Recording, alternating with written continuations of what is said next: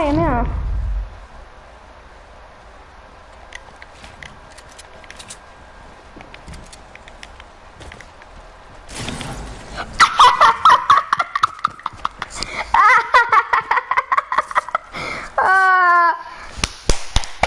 Haha, ce fain! Haha, ce joc fain! Băi, ce mai fain joc! Mama, ce-mi place acest joc! Fain!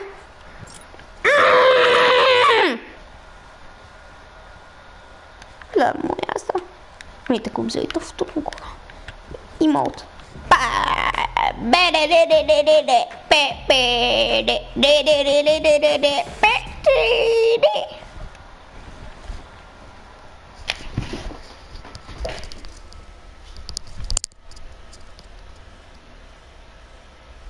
Why? Oh my god!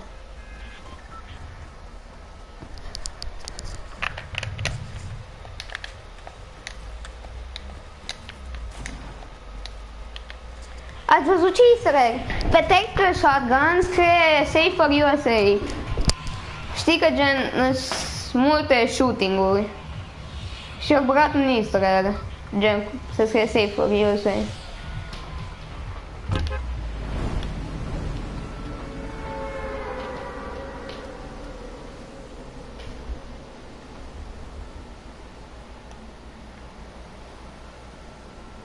Why is my wall fucked?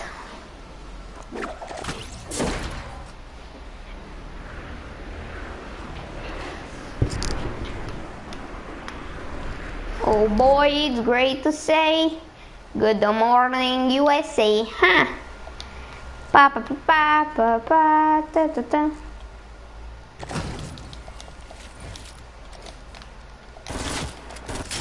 Fuck your bitch ass! Uite, safe for USA.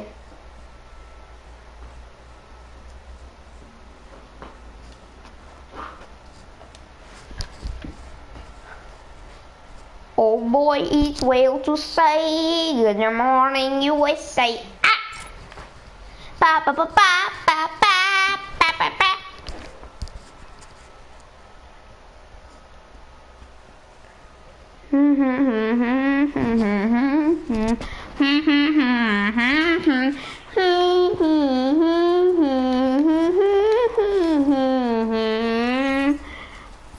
Hey puppy, I want the pumpy, give me the pumpy, bitch. Shut your ass.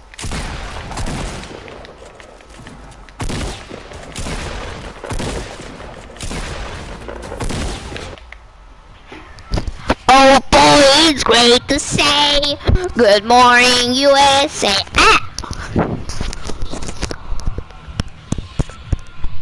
Mi-a intrat melodia în cap. De la American Dad.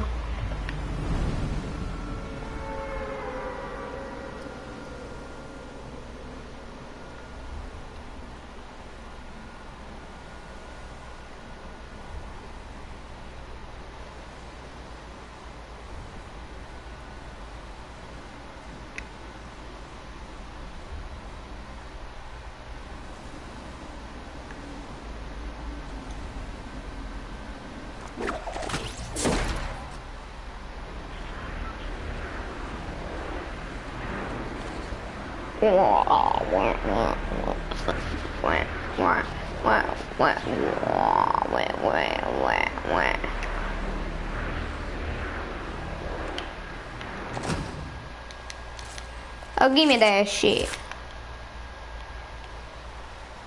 I want that shit. Nu cred că mai a venit lumea. Brrr.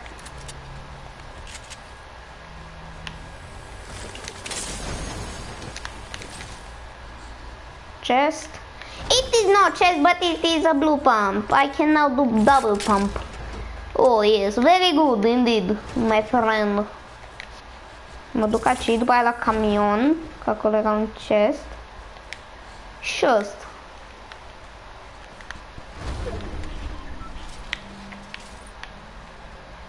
Să am armata că nici nu ce să și am area.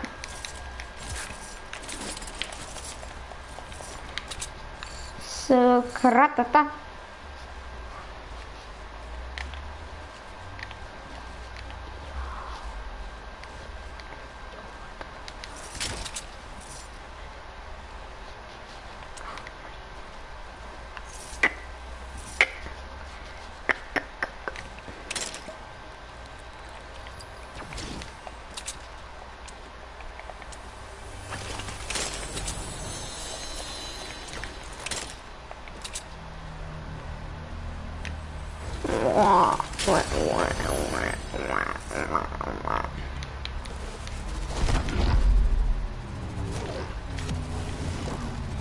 Yoi, tu ok.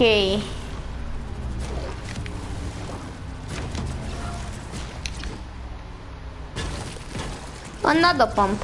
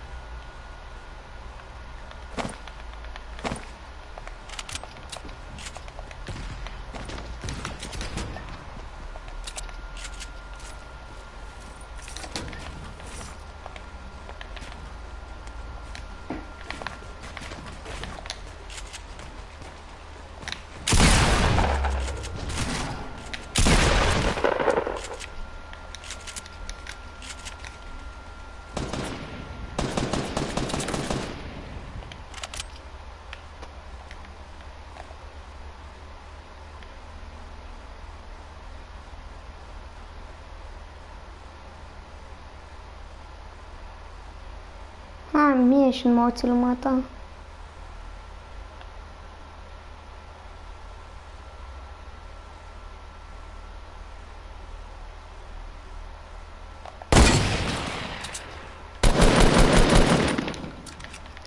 Nu pot să cred.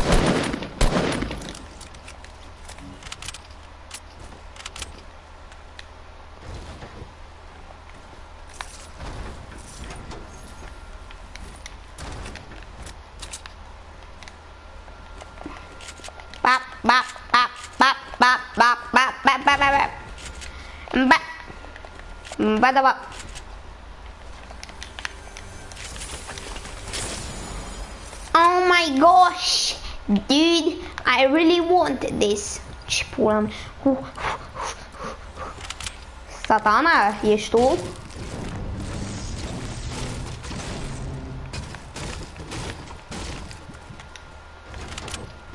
Bă, nu-i departe de wailing. Bunkerul ăla. Și niște tomato. Pot vrea tomato. Dude. Dacă tunelul ăla, nu tunelul, gen chestia de la wailing, chestia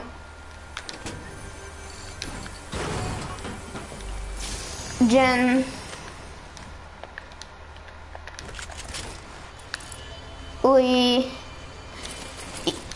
un sistem gen de tunele foarte mare. Știi și unde mi-am scăpat? Unde au intrat chestii, itemele mele prin gen podea? Acolo să fie tunel. Știi că partea asta nu e foarte departe, nici partea asta. Și la wailing e aici.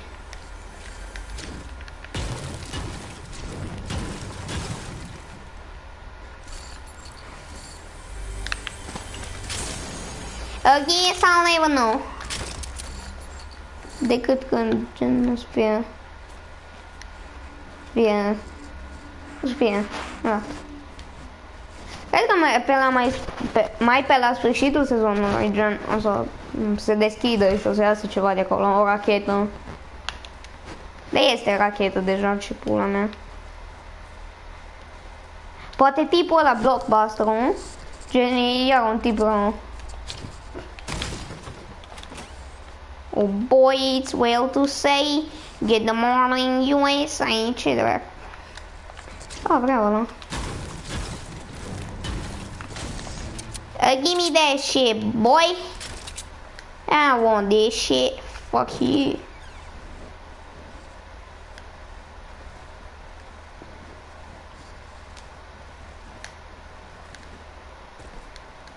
Ce pula mea era?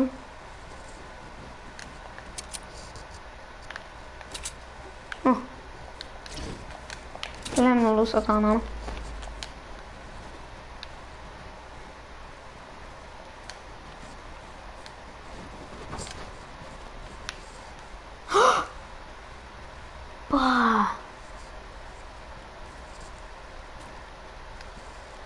Dacă e gen intrare la peștera lui Black Knight, că dacă vă uitați trebuia să spargeți ce pom și intră într-o peșteră la Wailing.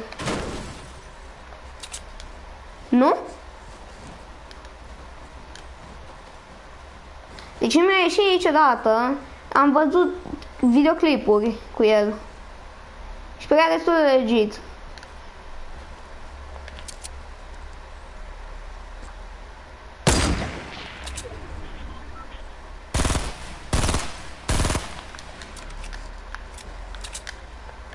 Să dea cu RPG-ul. Am retardat.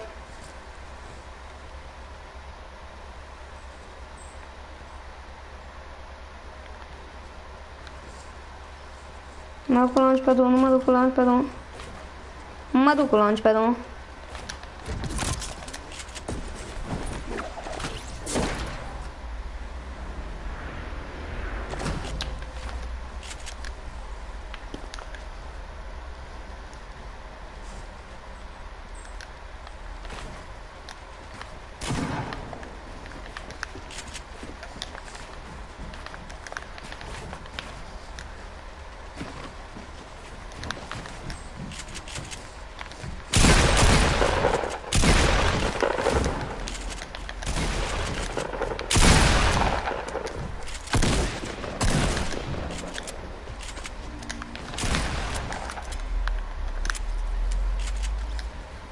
Păi dacă ești prost, ce pula mea să-i fac?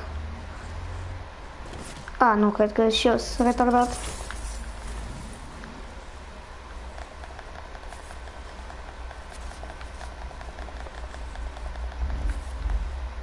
I need a ZRPG.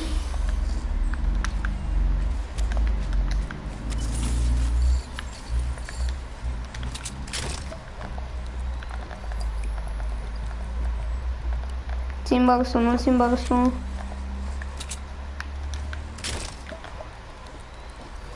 Ala, bala, portocala.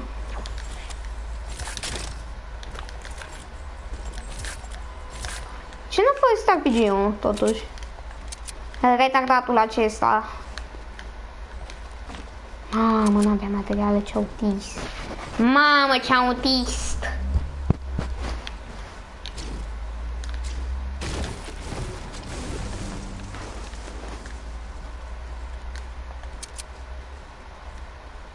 Dacă nu mi-aș fi dat damage ca un bolând, are aici cineva?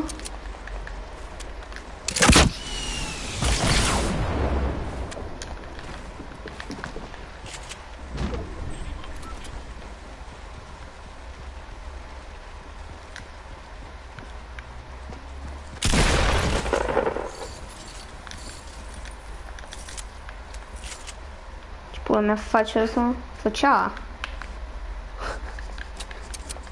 Vede clar că îl văd, stă pe loc.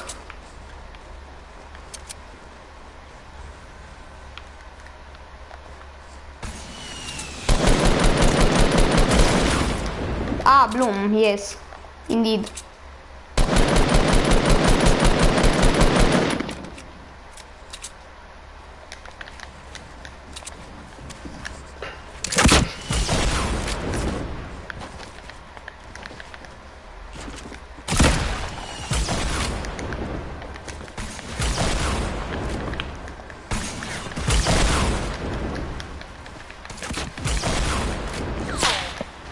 Autist.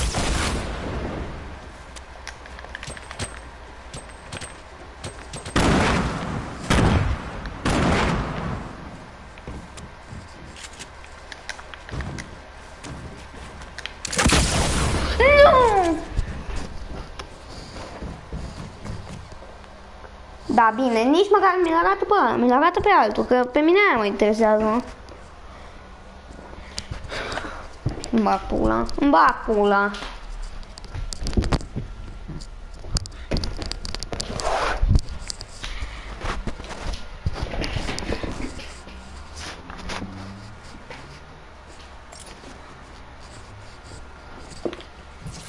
Zoe.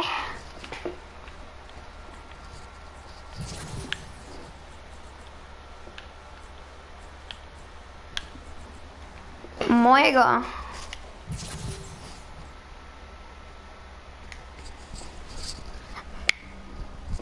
Oh. Oh. Ia pui.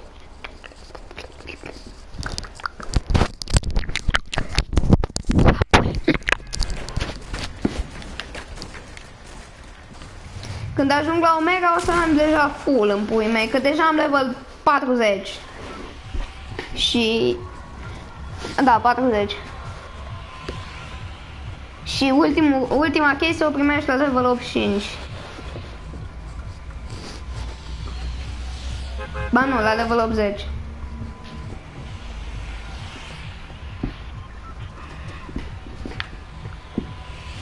Deja sunt la jumate, dar la jumatea Battle Pass-ului încă nu.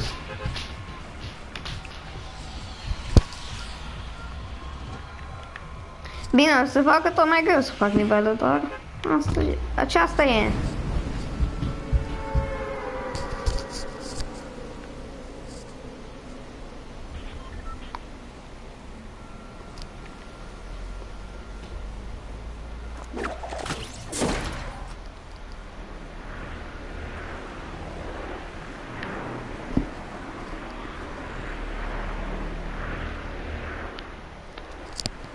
Există weekly-uri.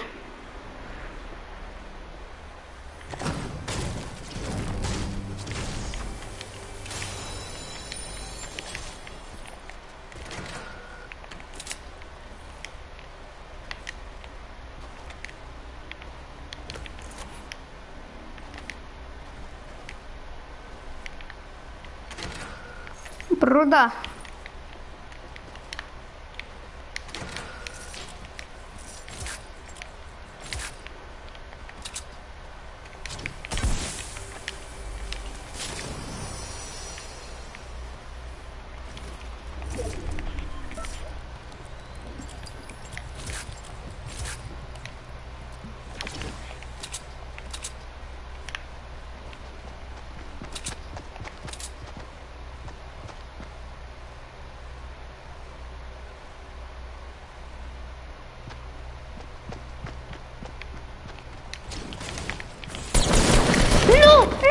Nu s-a întâmplat asta!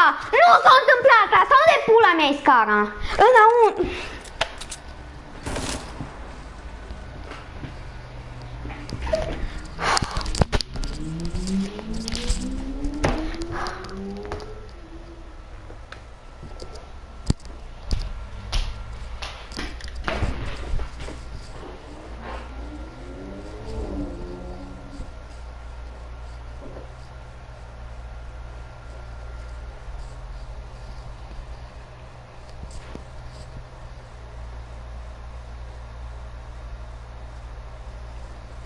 I would start my own landscaping company and I would name it Landscape Escape. Boom, dead. That's another silent death right when you get shot. My favorite. I would start my own landscaping company and I would name it Landscape Escape. Boom, dead. That's another silent death right when you get shot. My favorite. One of my favorites. Nice hot pump shotgun to the back for another 150 damage headshot, man. We're having fun tonight, guy. Yeah, woo! Woo! Let's go, all right, yeah!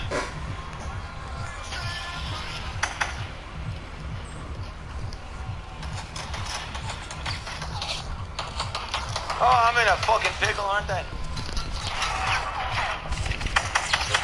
Not as much as fucking he is. Give me that! Let's go. Alright, that's one.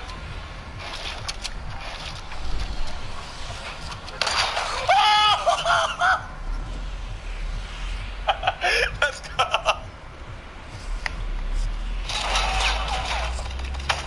Acum, Not as much as fucking here. Give me that. Oh, I'm in a fucking pickle, aren't I? Not as much as fucking here. Give me that. Ce dracu? Alright, that's one.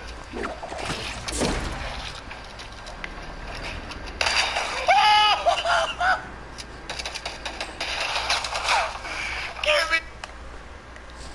That's actually a pretty good idea. Blue as well. I like that, dude. Again, I thought you were new to the whole streaming thing, you know? Oh, great, man. So much ammo around here. This is great. Haunted Hills sucks, man. Yep. Loot What do you need to get here, it's like a loot 7 chests at Haunted Hills. Oh, you know what? You gotta actually spawn chests. Oh, there's one on me, Pat? Oh, great. Well, I have minis that I can use. Here, I'll shove the mini in. I'm trying to get him. I have to go for him? Yeah, there's 2 guys on you, John. No, there's 2 guys on you. Slow play, slow play. There's 3 guys on you. I can't. Got him. So weak, dude. No, you don't have guns. No. Dude, I got 2 kills. All I had to do is switch up. Oh my god! Very good landing spot. Lots of guns, lots of chests. I had ammo and minis. I was like, we got this, dude. He's gonna kill them both. And no guns. Gotta love it when they make you loot a shitty spot just because they, like, oh my god, that's so annoying. Yeah, that's pretty wild, dude. Now he shoots. Okay. That's his bullet. That's the bullet. That's his bullet. That's his bullet. That's his bullet. Excuse me? Is this guy? Oh fuck. There's his bullet right there. There it is. Now it's over here. Now it's here. Now it's here. Look how fucking far that is. Excuse me? Excuse me? Excuse me? Oh wow, it's even worse than I thought. Okay, now I'm dead. Now. Thank you.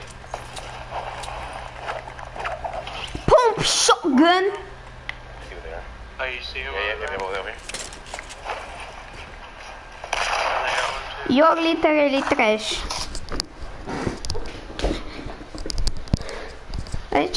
Ce stătea pe loc?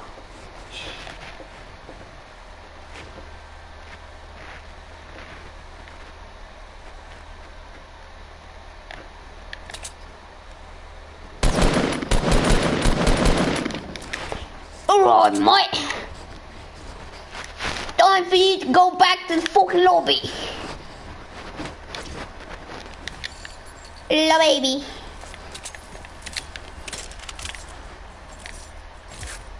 Ammo for days on everything.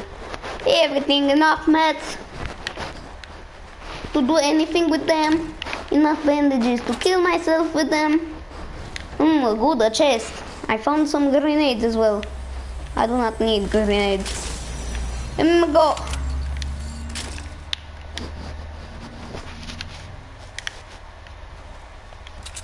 Let me go.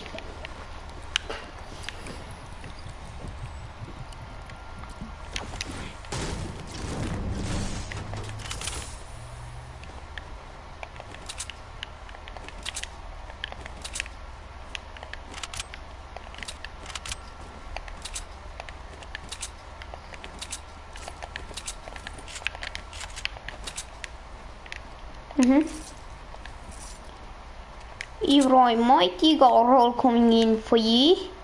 I'm going to go on top of this hero now.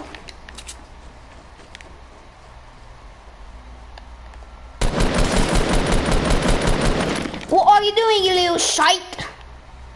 Get fucking shredded. Ce bou. Se uită la mine 5 secunde. Ah!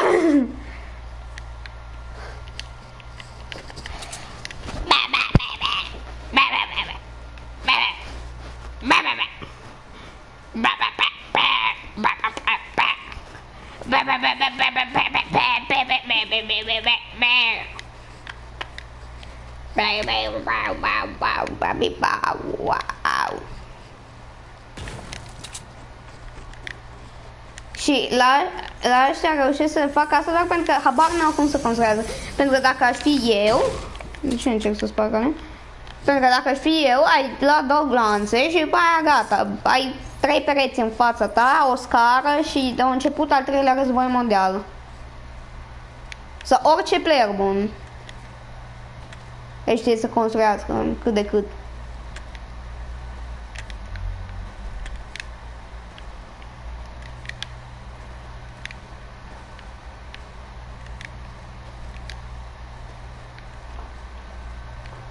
Oh fuck. Oh fuck. Oh fuck. For fuck's sake. Ce pula mea? Ce pula mea?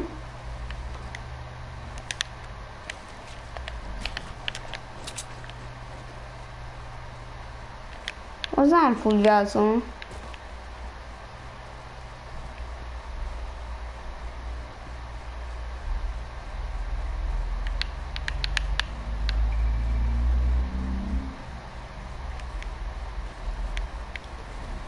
Fuck you, zona.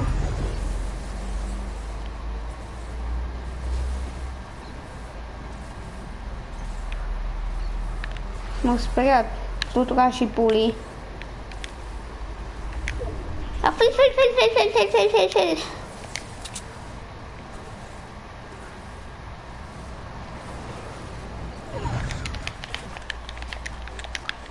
Ne snipers.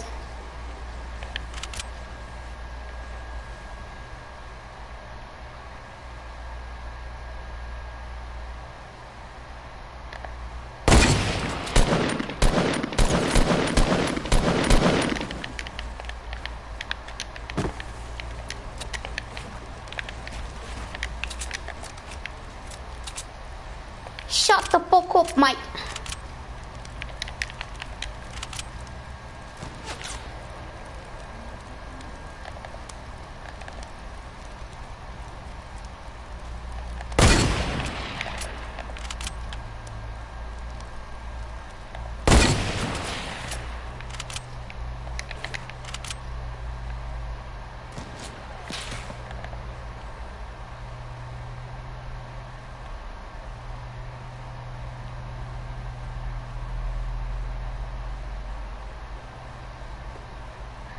Nu mai picuiește fătunul.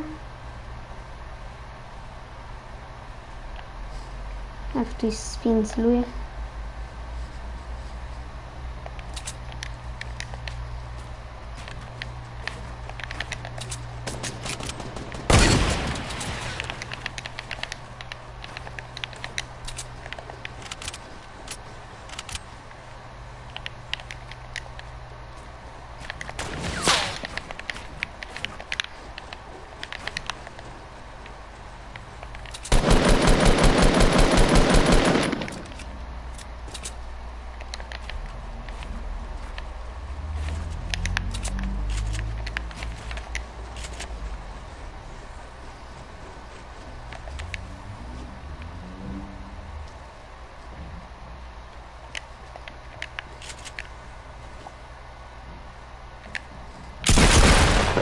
A, da.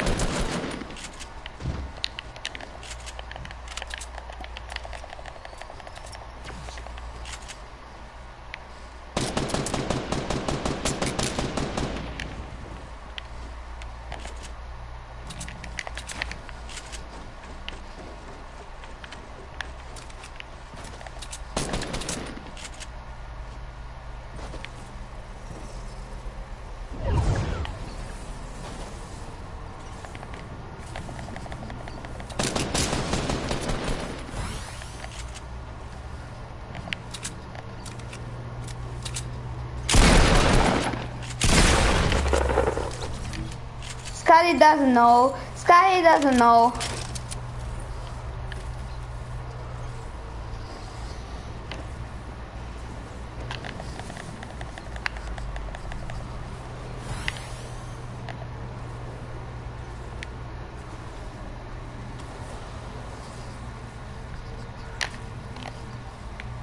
De ce îmi dau?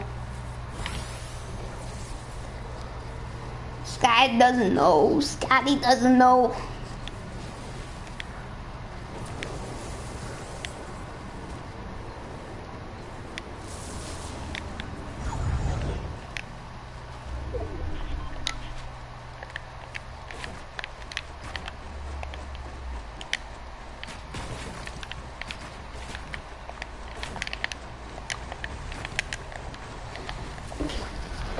Scotty doesn't know. Scotty doesn't know.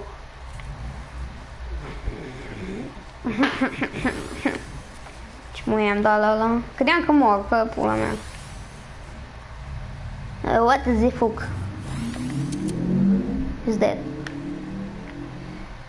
Scotty doesn't know. Scotty doesn't know. Și de acolo și înăuntru. Yes, the floor is made of floor.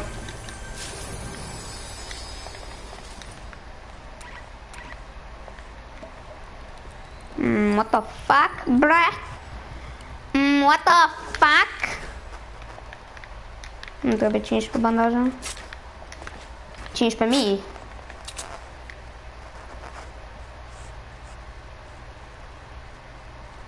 Scotty doesn't know. What Scotty doesn't know.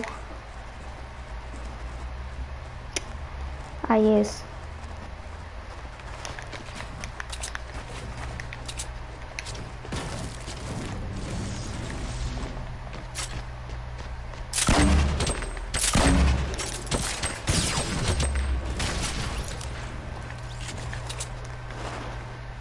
I might get outplayed.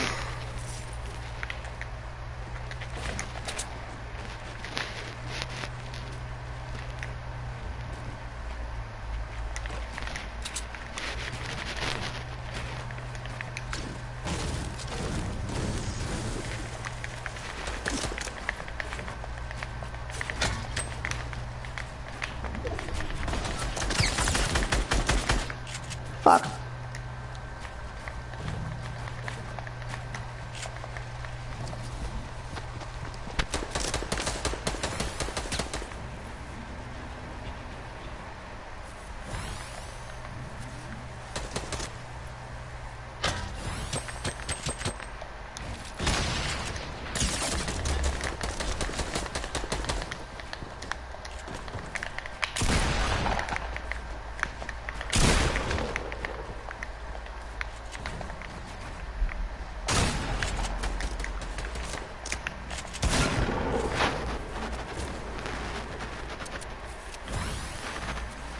I-am cucerit turnul.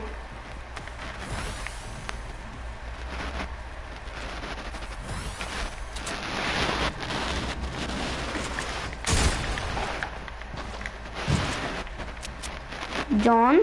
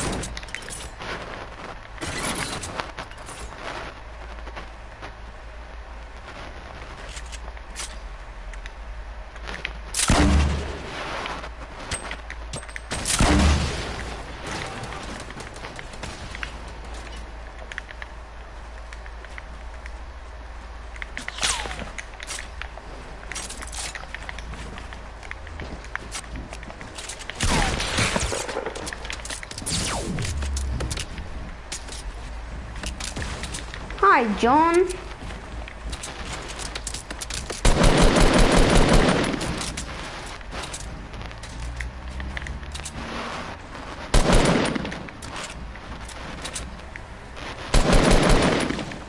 Și ce?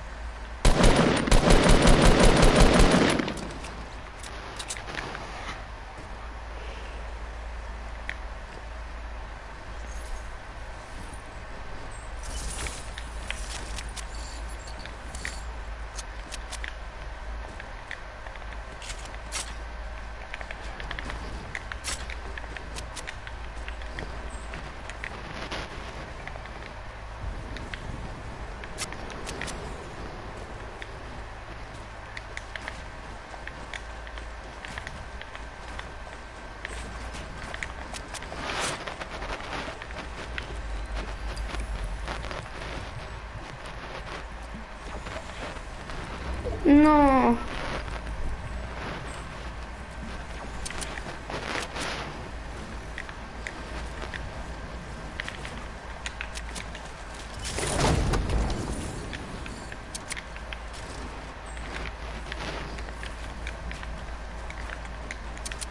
De materiale mi-am consumat.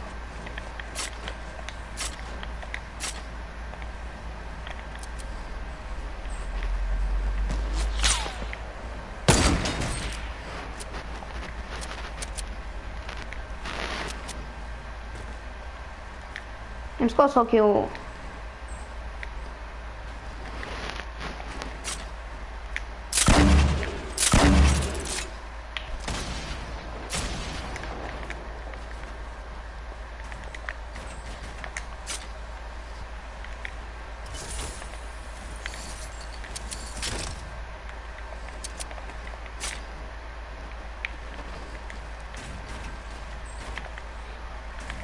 Nici să nu avem materiale. Nimeni nu are materiale.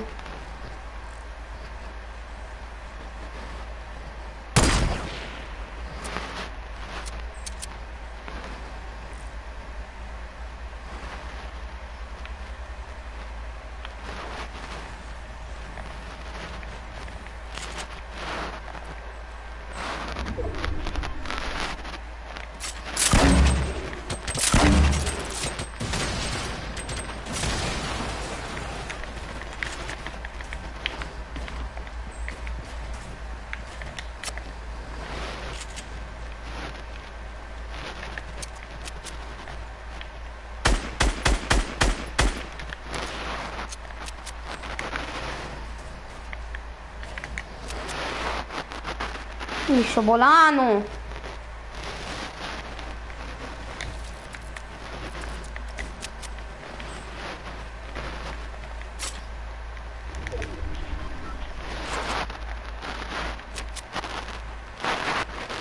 Ok, tipul. Tipul, o să am nevoie de ajutor de la tu.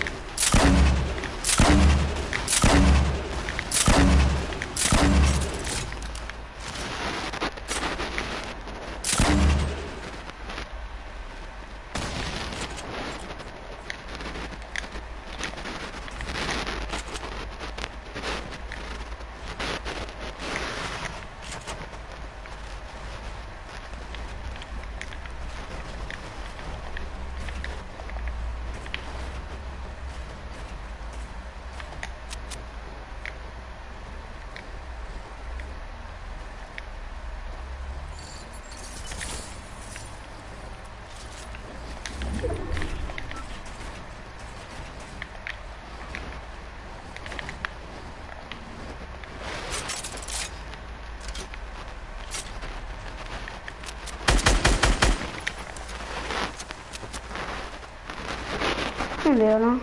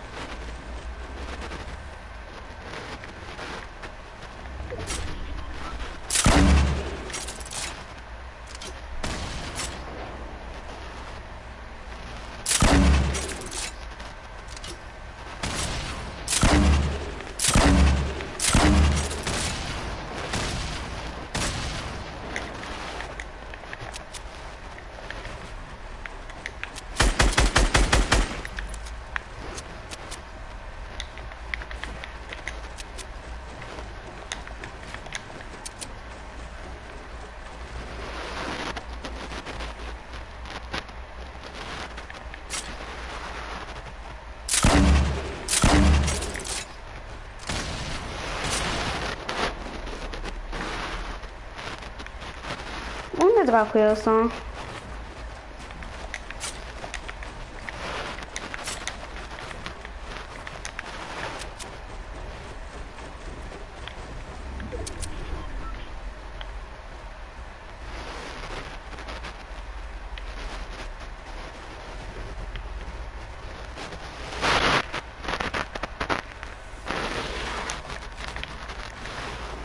Unde-i țiganul ăsta?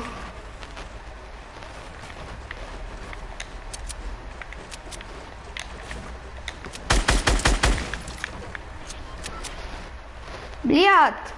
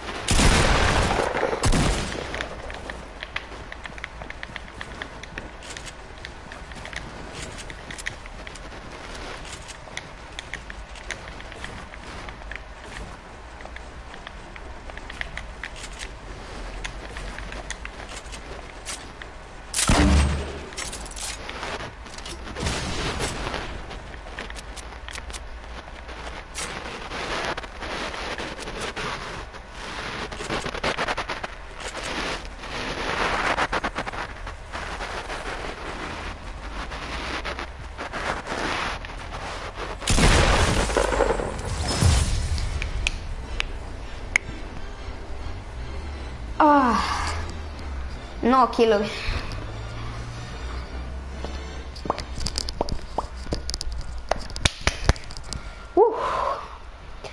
Intens match. Nu știu că nu se pune. Dar mai trebuie să am 36. Se pune! Oh!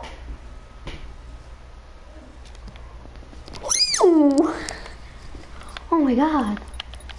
What do you mean, boy?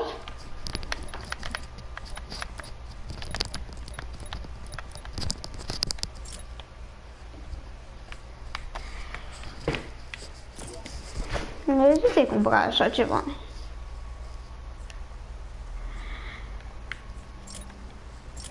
Te mai pui dublu și îți iei astronauții, ce dracu ar fi ăștia. Dar e super fain.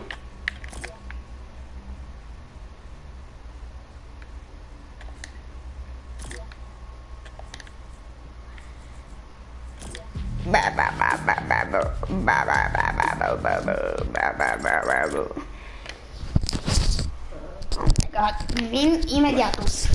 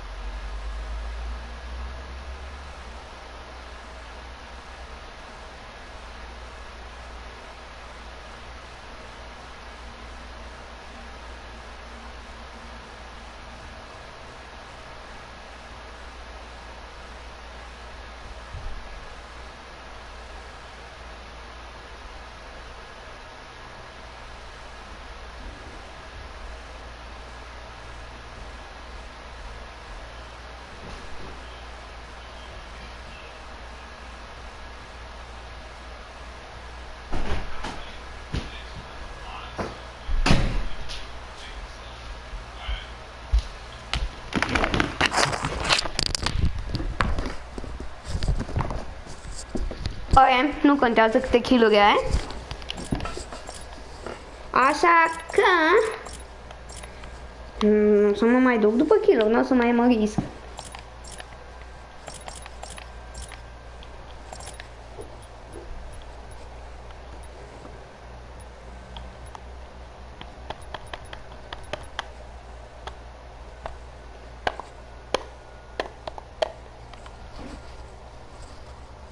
Luni.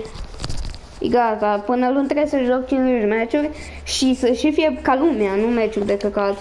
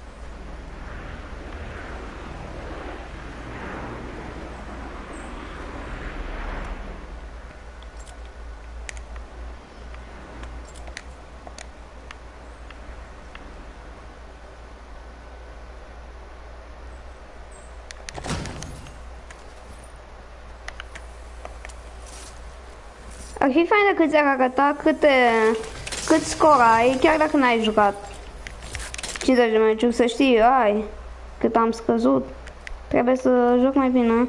Sau, uai, cât am crescut la rank, ar trebui să joc la fel, sau mai bine.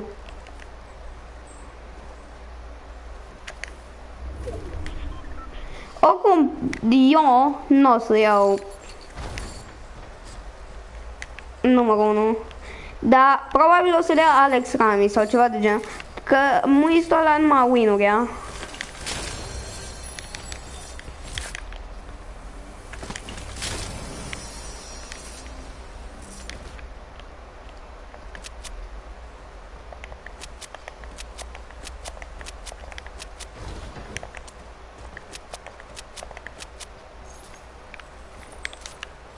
Hold up. Ugh.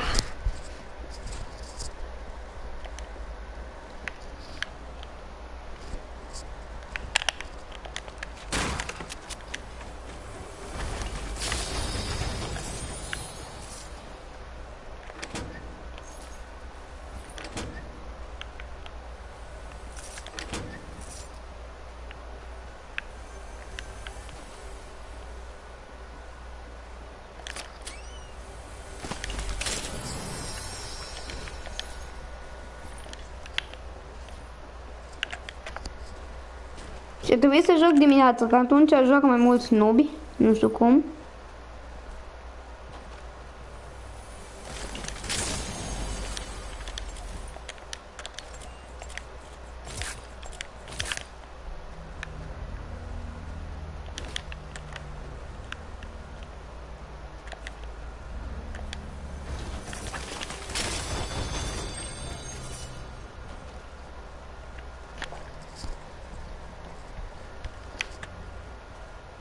Deci da, nu prea are rost să te duci la Tilted cât are la Lonely.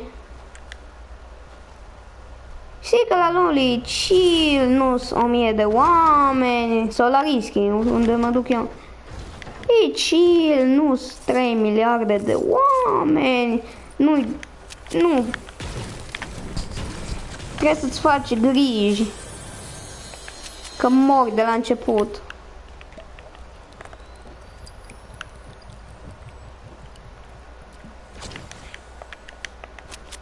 Așa, ei.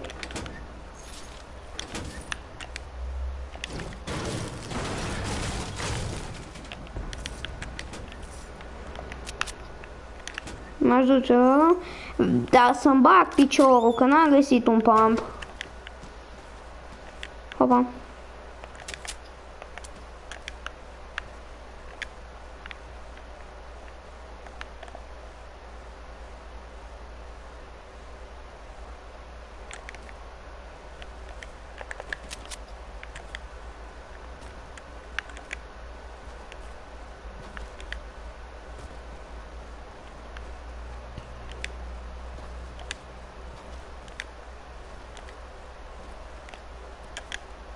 Omor pe cineva care are pumpul. Da?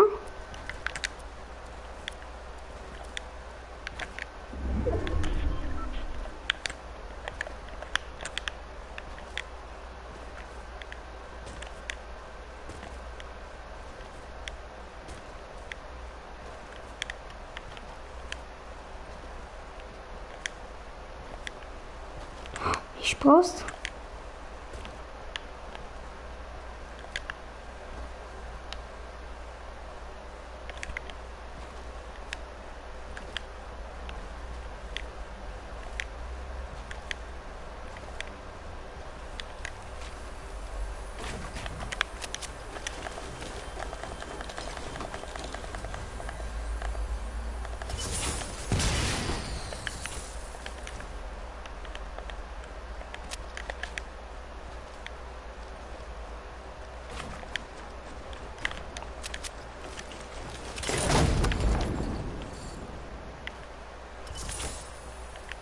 Nu știu de ce speram să primesc un pump din ăla.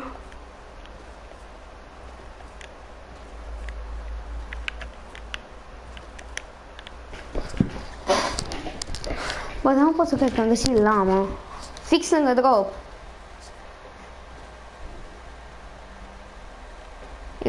Chiar dacă din drop am primit cea mai de căcat chestie.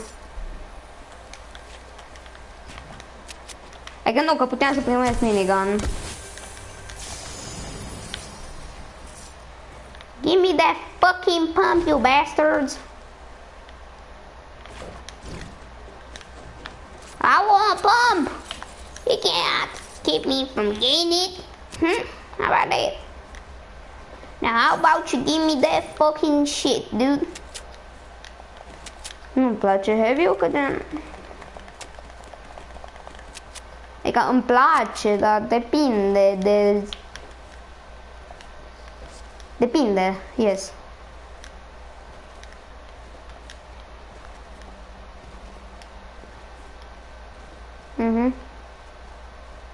E că na, dacă puscarul te bagi în fața lui și dai 3 glonțe în cap, e mort instant. Și gen trage destul de repede, n-ai ce să zici. Cannot commentate. Dar totuși, până îi dai tu 3 headshot-uri sau 6 body-uri, dacă ai full shield de asta. Na, deja ți-a dat el pompă.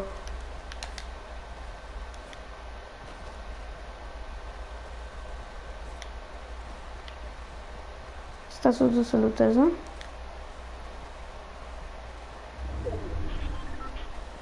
Nu vede nimic.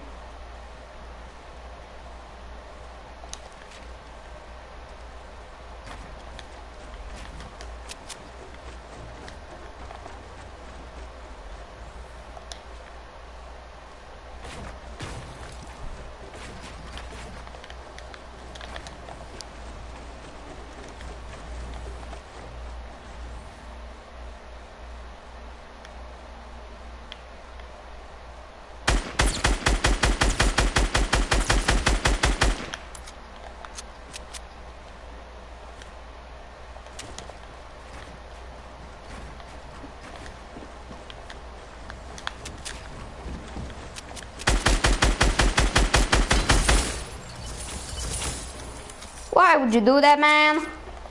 Are you stupid or something?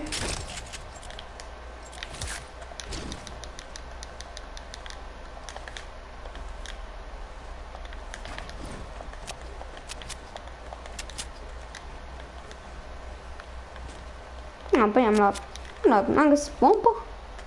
Nu știu cine a construit aia, dar a construit cineva.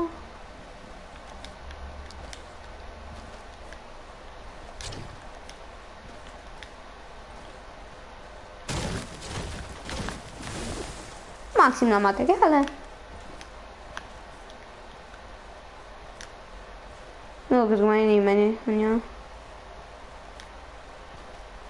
Nu cred, cel puțin.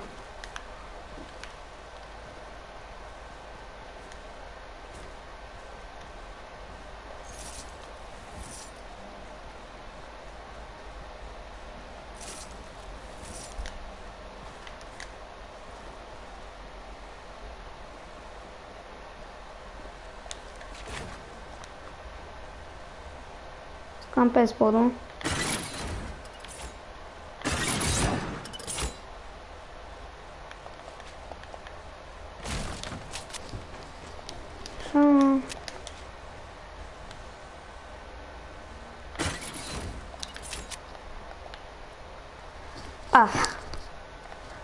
It's all about that placement, my man.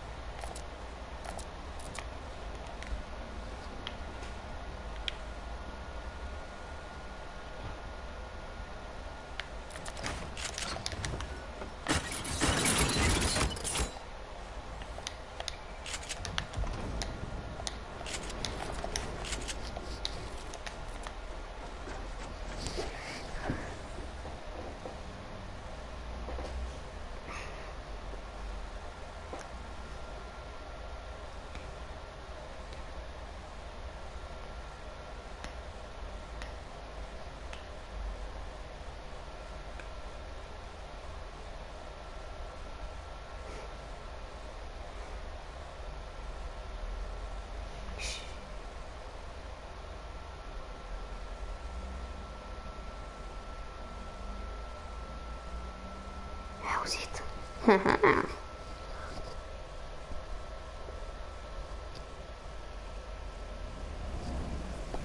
Fuck.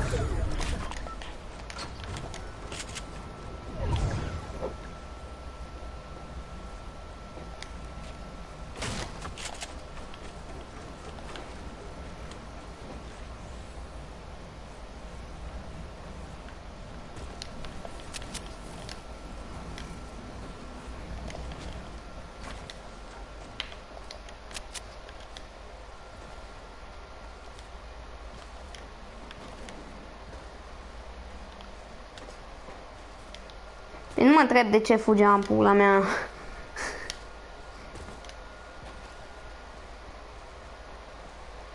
Podul morții. What is that? Is that a scar? Cred. Nu e minigun.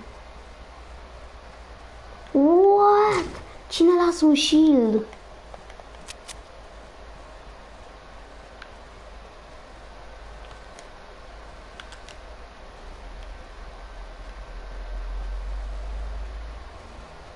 Intru-mi fac bază din fer.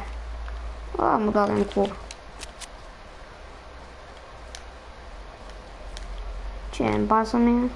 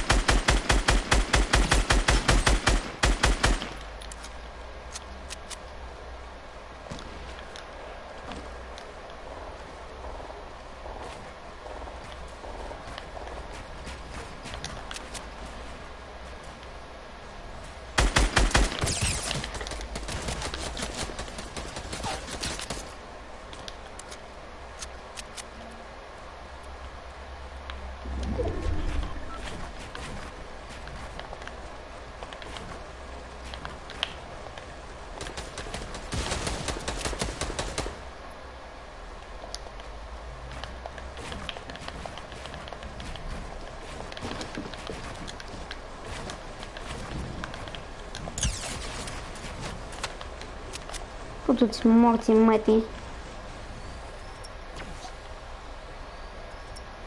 Boschetar! Bateți-vă, hai!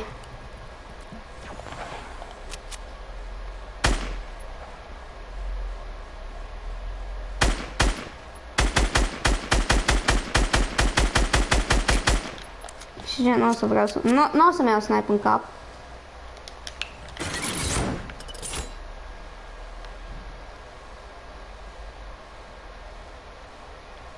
Eu cel puțin nu vreau.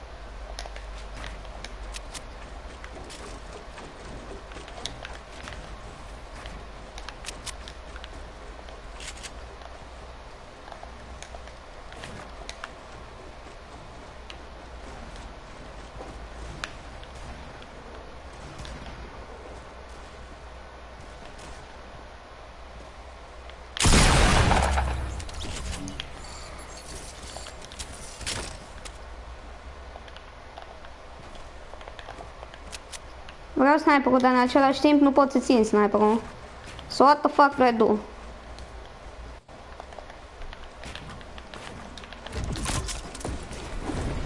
I'm out of here, boy.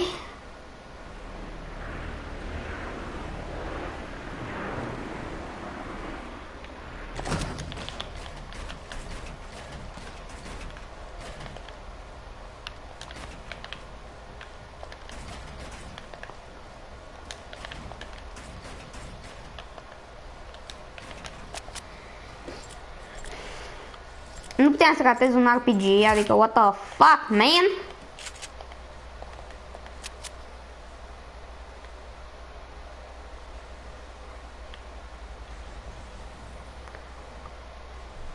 Ah, RPG-ul ce face? Ah, ce bază frumoasă!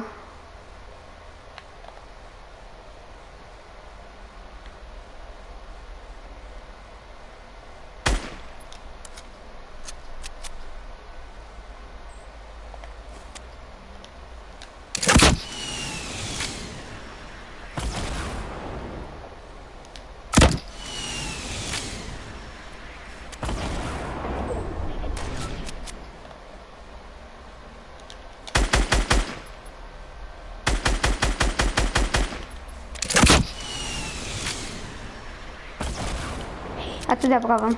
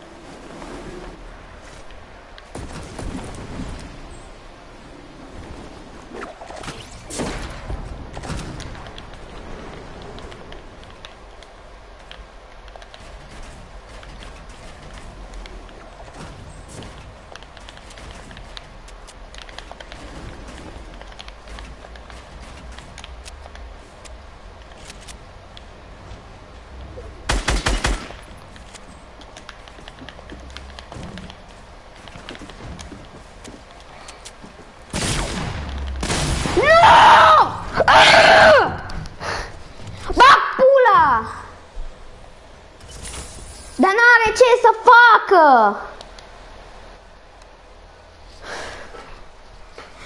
Vine după mine, imediat! Unde mă duc eu, vine el, doi futuți în cap! În bază vine, pușează omul, ce să facă? Like stuff. Told you. And there's a score.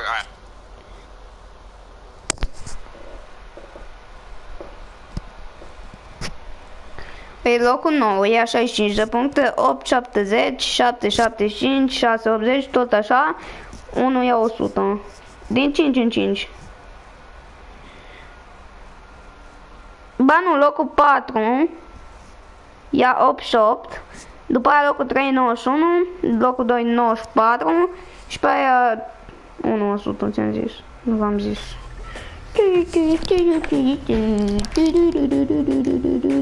Concert. Tipul care toată lumea le ia doar pentru backblind.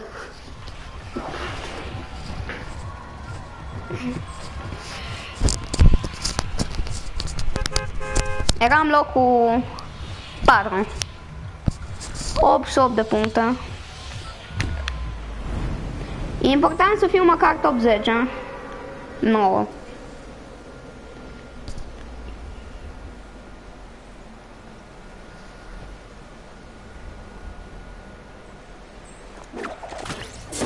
Bine, da, și mai important ar fi să iau locul 1, dar nu.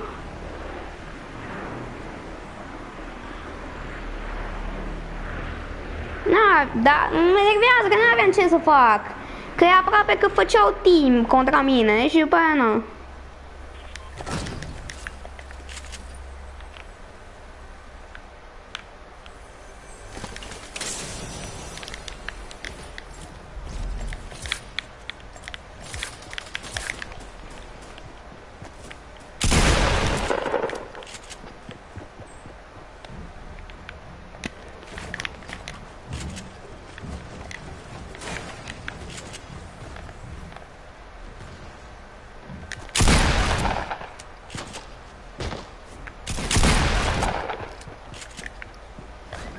Îmi da spice.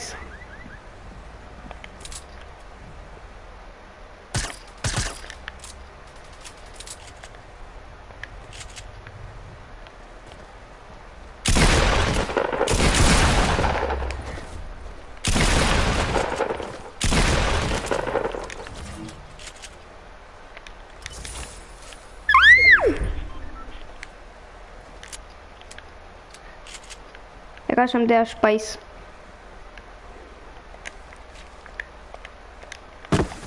Nu.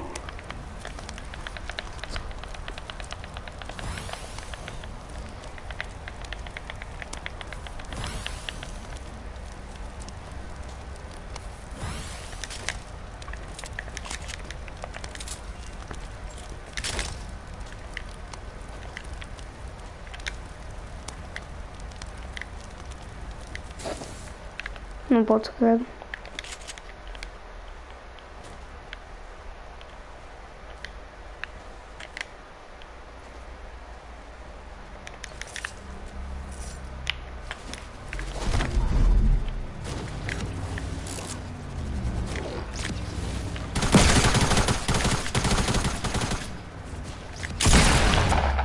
Și spice.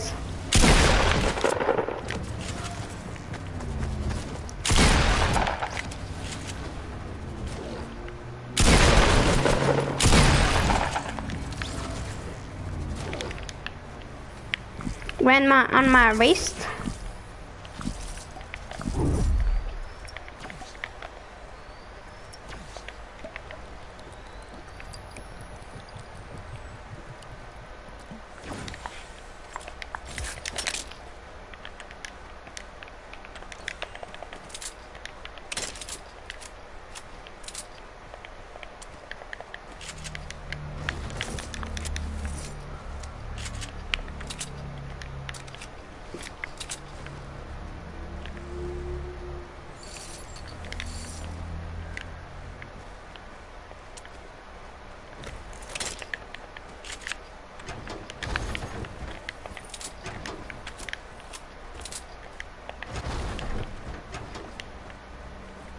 Bă, dar nu pot să cred.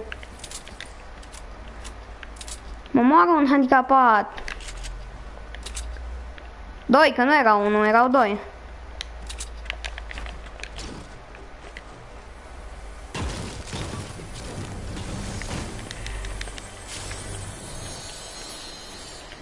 Că normal că erau 2, că nu poate să fie doar 1, nu?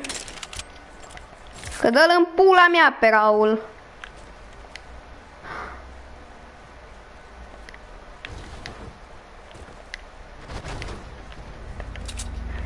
Epic like. Bă, o să primească reward-uri. Hai să-l futem.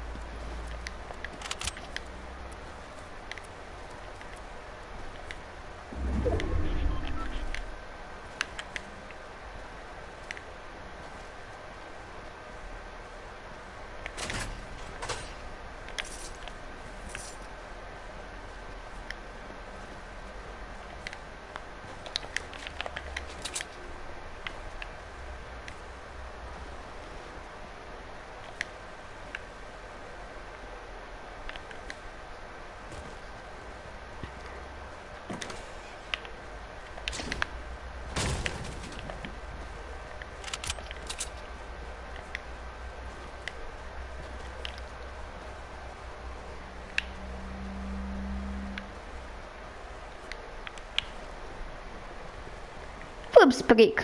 Uite, nume simplă. Majd 4, 3, 2, 1. L-a omorât pe nu mai știu cine și ăsta Monquay.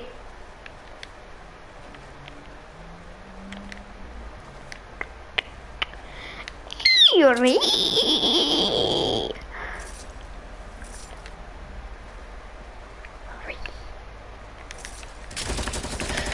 Bă!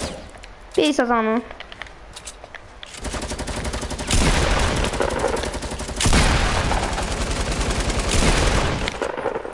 Spice. I-am dat Spice la handicapat. Campează podul ăsta, nu-i PUBG, mă, handicapatule, ce pula mea. La el, campează podul.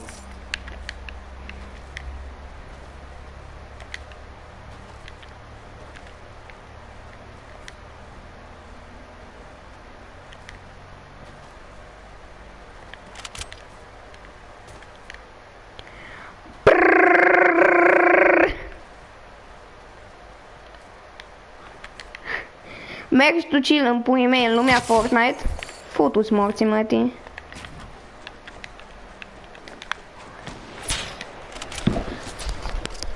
Mergi tu chill în lumea Fortnite. Știi, treci pe un pod, nimic ciudat. Iese în pula mea un chinez cu un LMG și face grata-ta-ta-ta-ta-ta-ta. Futu-ți morții, mătii. Come on, dude, snap me. Snap me, I dare you, bitch. Come on. Come on. Dude.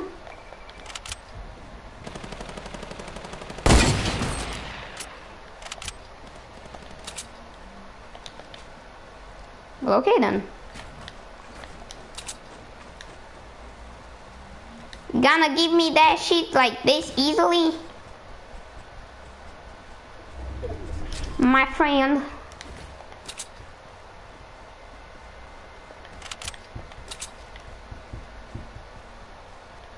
Știu cineva e acolo sus. Să avea bolt? A, l-a lutat. Ba nu. Avea bolt, dar nu știe să tragă.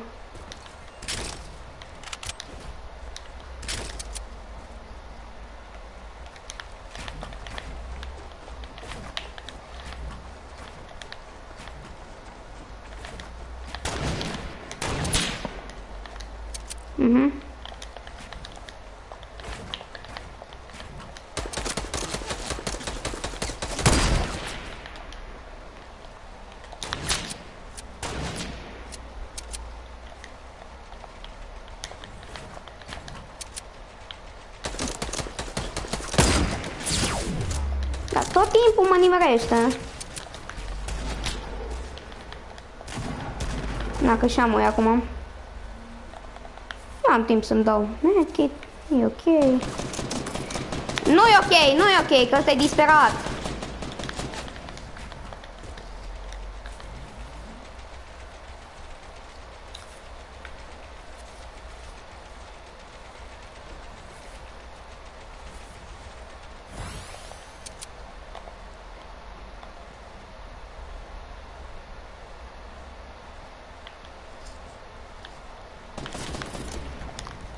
Ăla cum trage?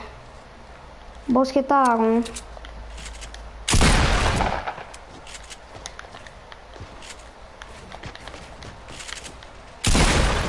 Dar ce pula mea să fac? Cât shield avea? Full.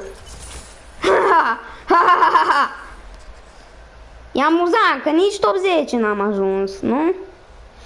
Futu-i în gură, Doamne!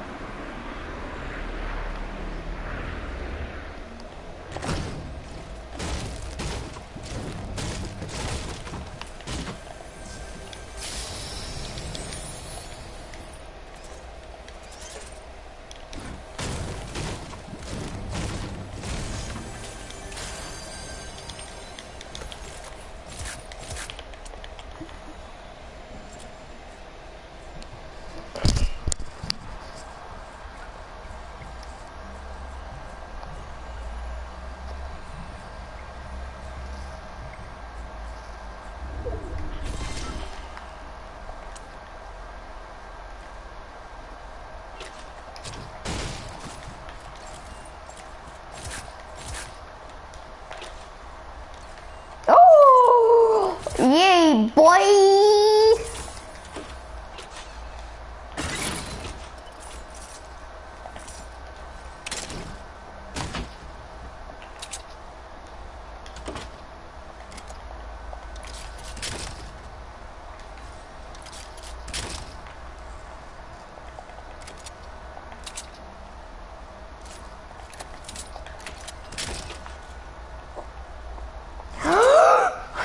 Casa chestiilor epice și legendare.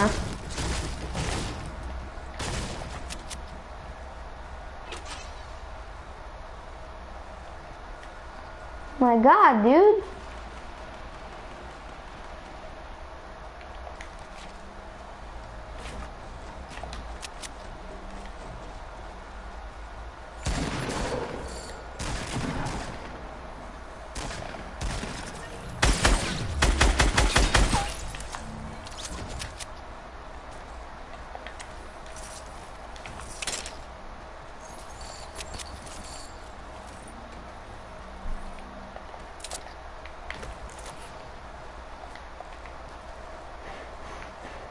Heavy breathing.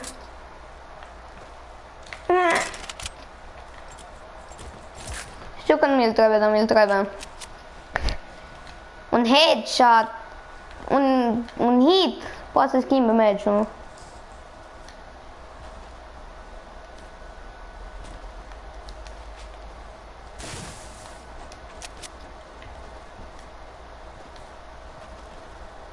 în sensul de wow, ai fost autist și ți-a luat un hit, acum am să te omor.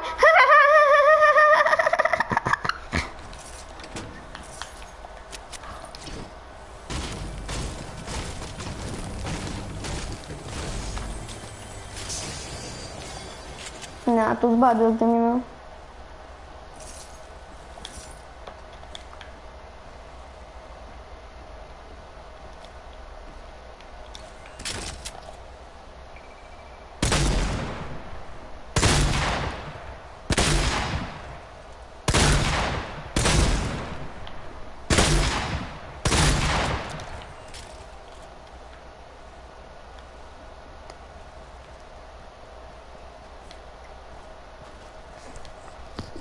Poate n-ai multe glanțe de shotgun, pe uite un heavy.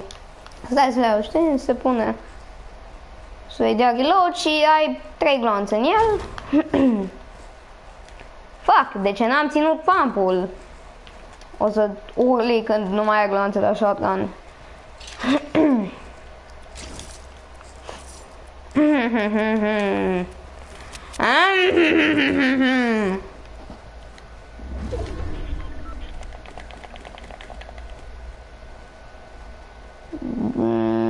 Da.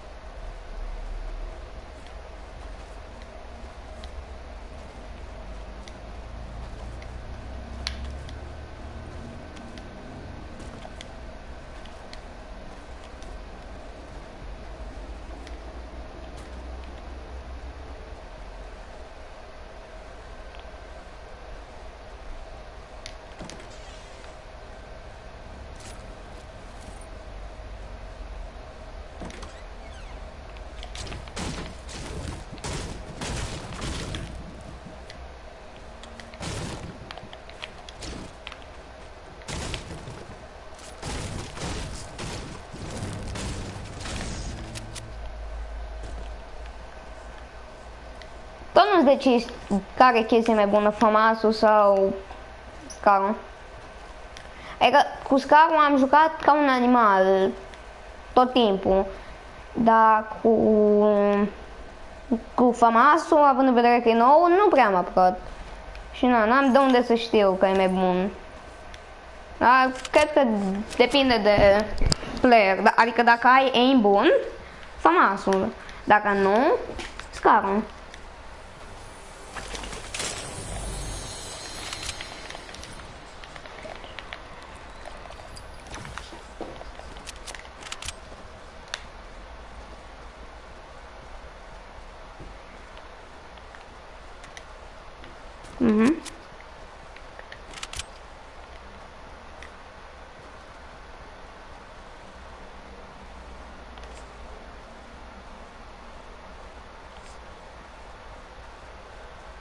Bish, come here.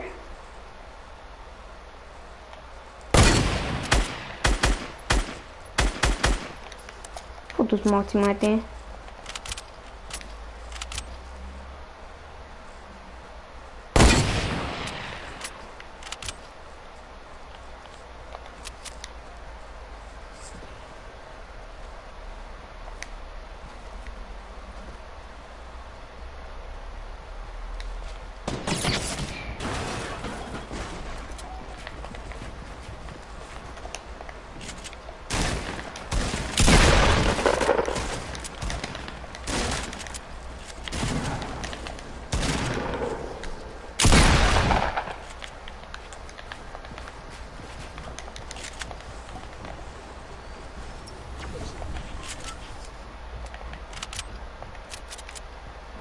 Da, dracu se aruncă după ăla.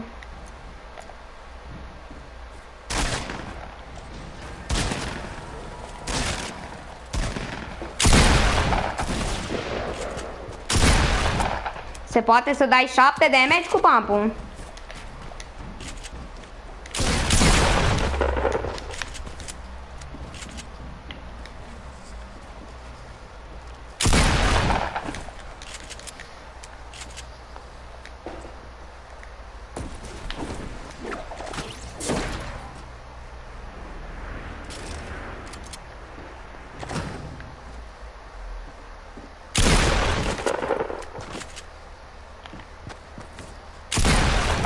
Cel mai slab Black Knight din istoria Fortnite-ului. Ne. Probabil Alia. Glumesc. Toată lumea râde de Alia, dar pune-te la 1v1 pe PlayStation cu el și te fute în gură, așa? Pentru că față de tine știe să joace.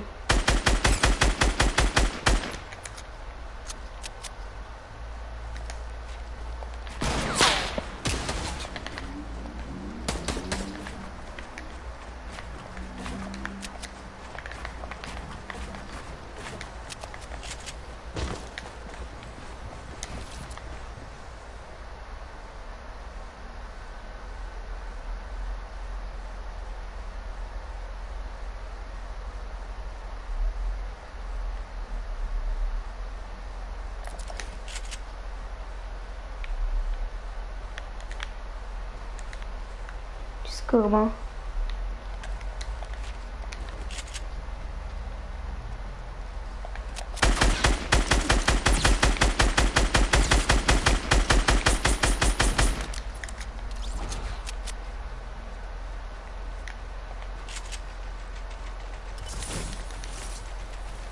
Was that? You sorry? Will you better be, boy? Oh, no, de zonă. Nu-i de parcă am 3 medkit-uri. Acum ne atât de departe. Cât de departe. Lângă Pleasant. Pleasant Junk. Muntele Dracu. E la muntele la lui Hristos. Pula. Credeam că mi-a fost damage.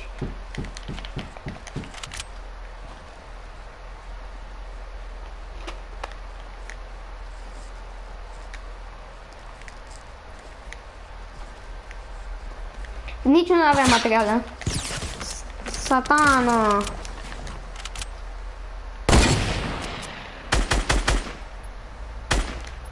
I eat people like you bitch.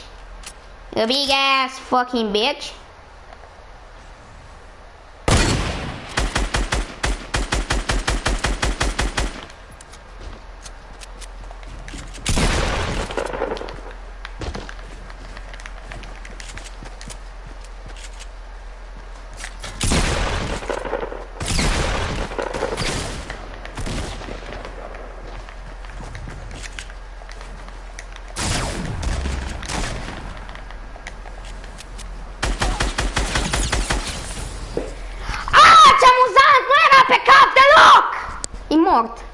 E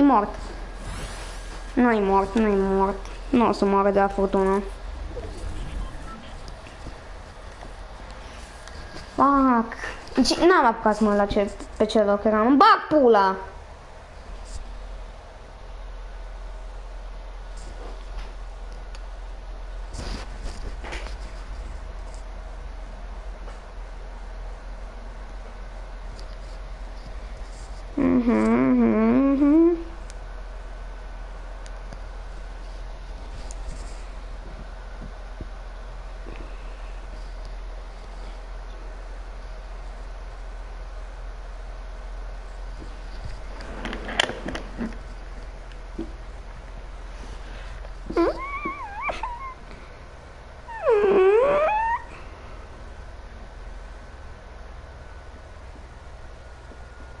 Păi ești tâmpit?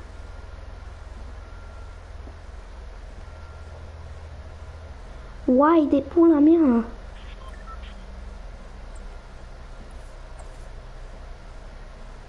De ce s-a tăiat o mare bucată din live-ul meu?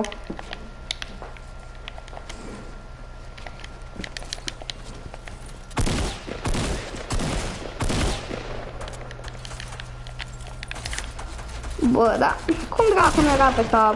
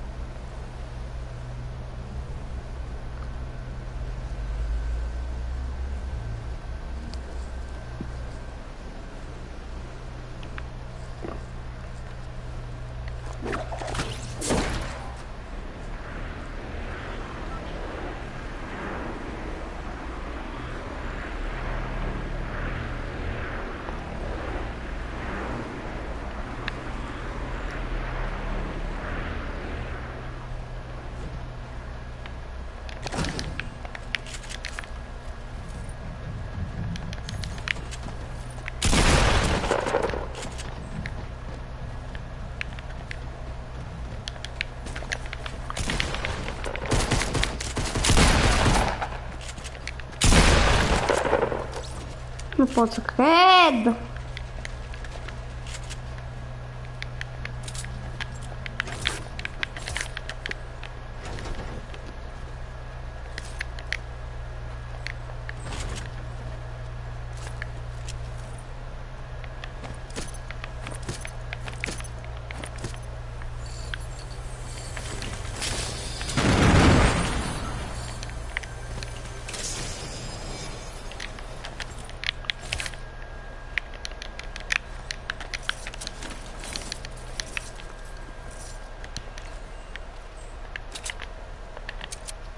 Fuck is that shit?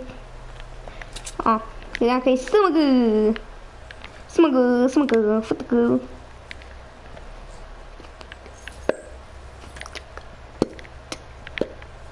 Sorry, așa e.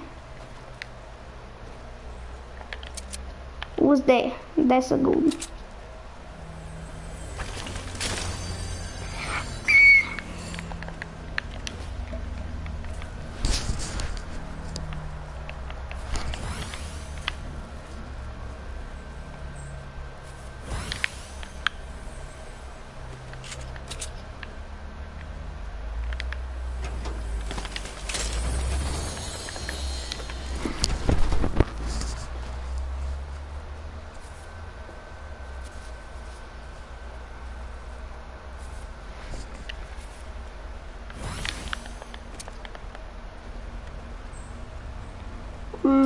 Oh my god.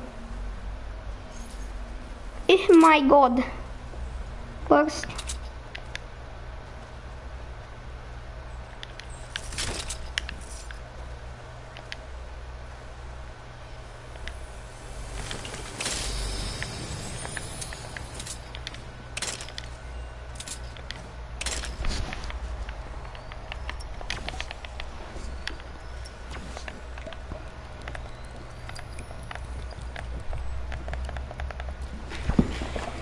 Nu pot să-l iau, nu pot să-l iau, mă sinucid, că nu pot să-l iau. Cum n-am nevoie de el, dar nu.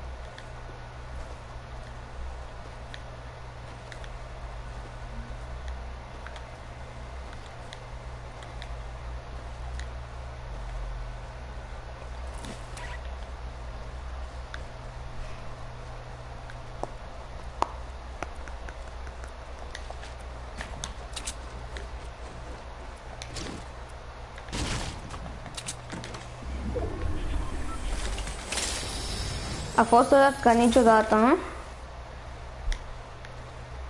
înainte de marele update la hartă, aveam eu două locuri faine la care mă duceam și găseam scar, toate căcaturile.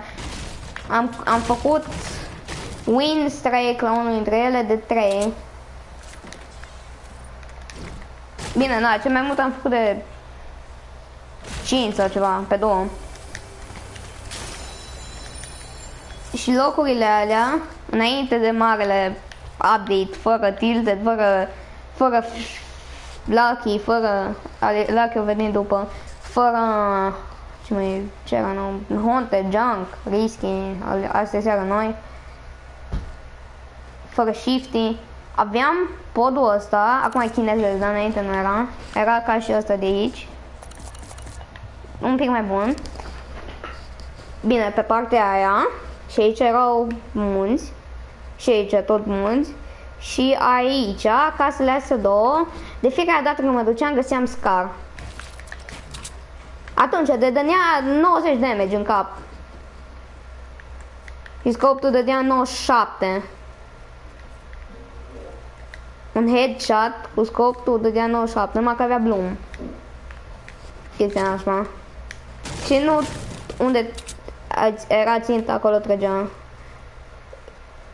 Nu era automat, trebuia să spamezi cu un helicopter. Nu puteai să ții apăsat cum poți acum. E.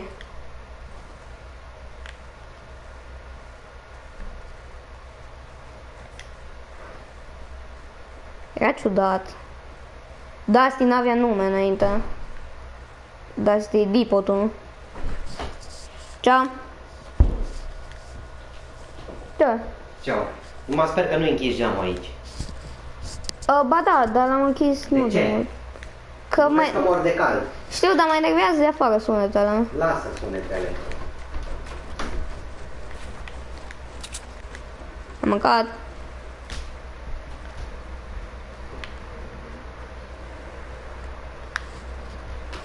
Ah! Ah!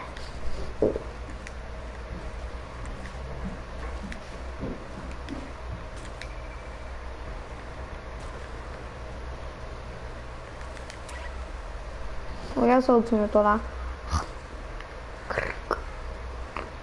Ha! Cred că deja se vede unde mă duc.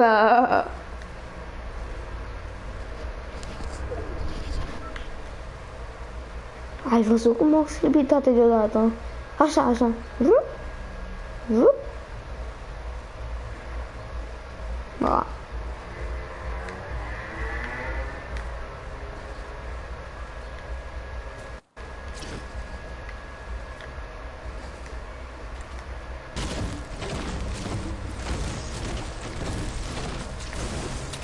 Sky doesn't know, Sky doesn't know. Scar sau FAMAS? Ce dracu? Ia, pot să las miniurile?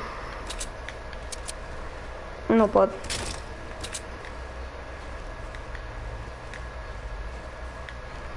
Mă doare, dar îmi trebuie RPG-ul, că după o să vină un helicopter cu RPG. Hiu. Hiu. Hiu.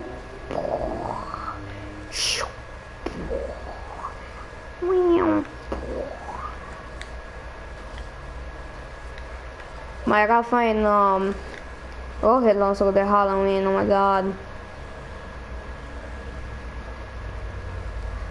L-am prins deodată cu Skull Trooper-ul.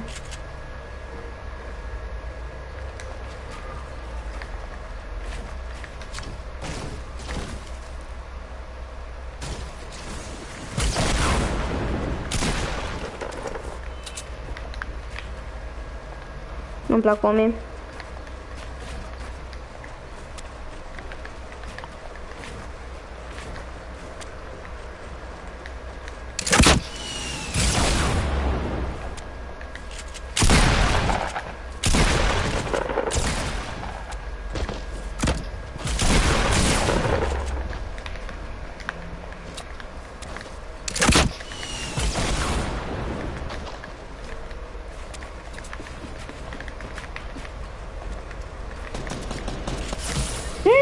Cred.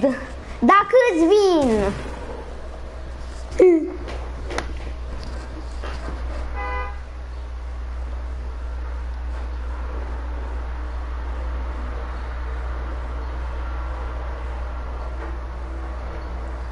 Îmi vin 1000. Și când mai fac care 50 de meciuri. Ieri am jucat multe, azi am jucat multe.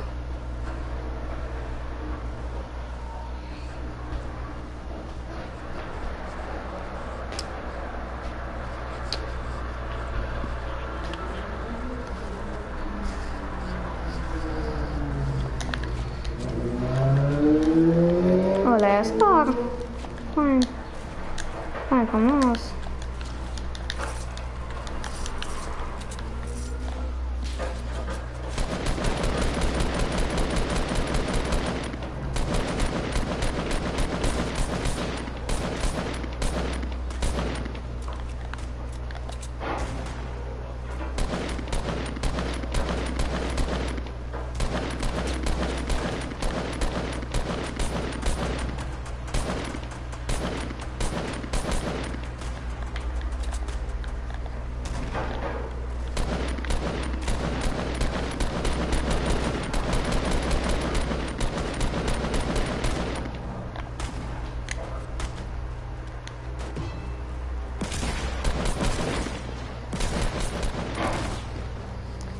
Snapchat.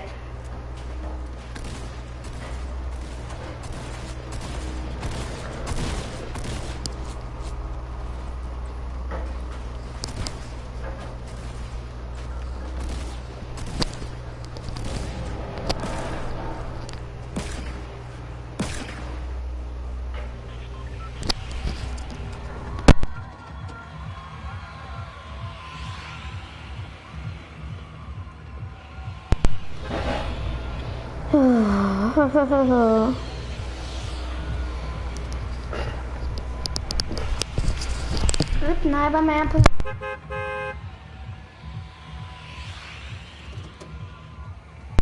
Fac 50 de meciuri, what the fuck, am jucat mai mult de 50.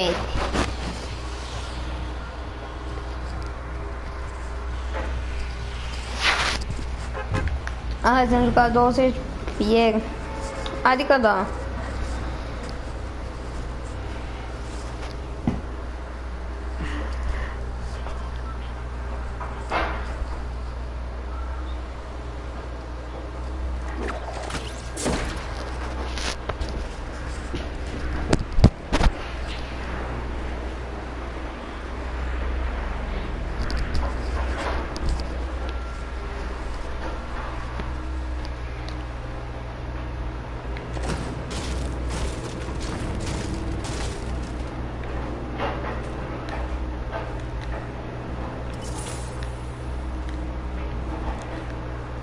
Ciurug.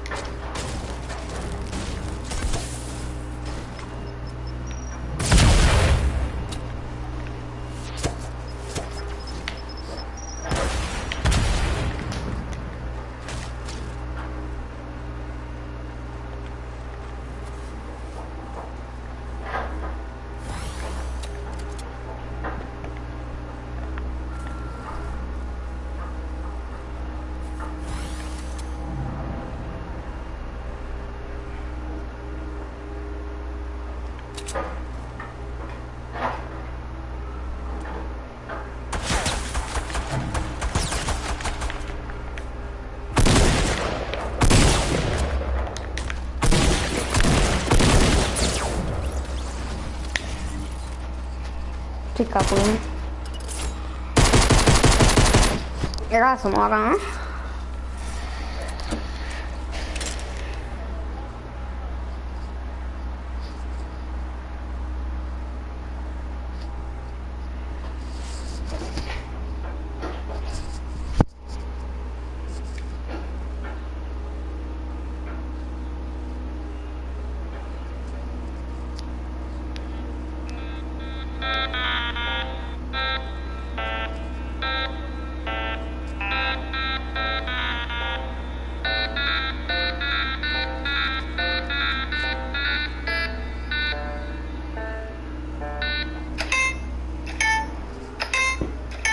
Ce dracu?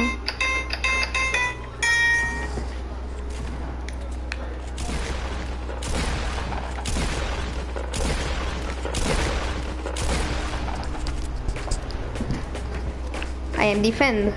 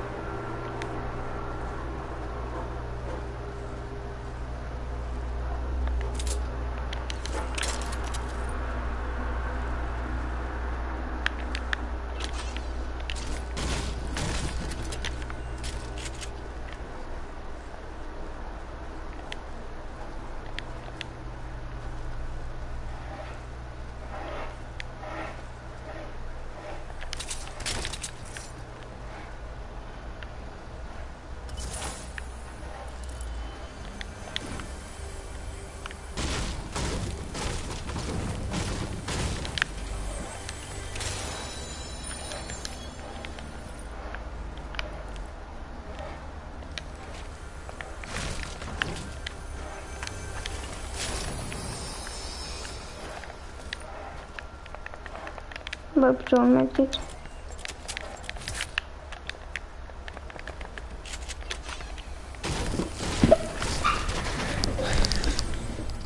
Mersi.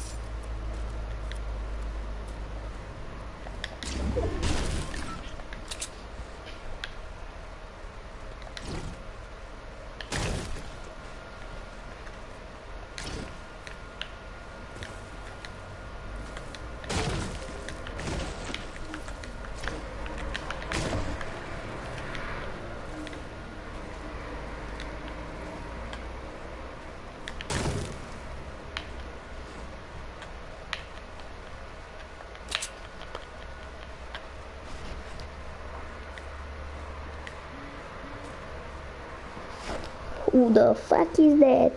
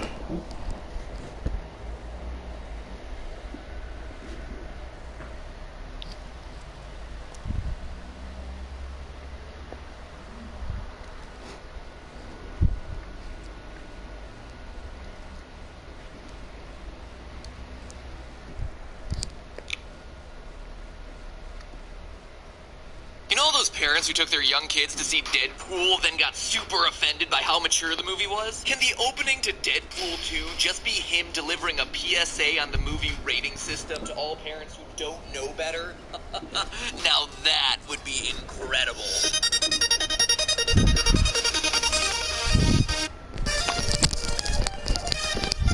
Hello, Internet.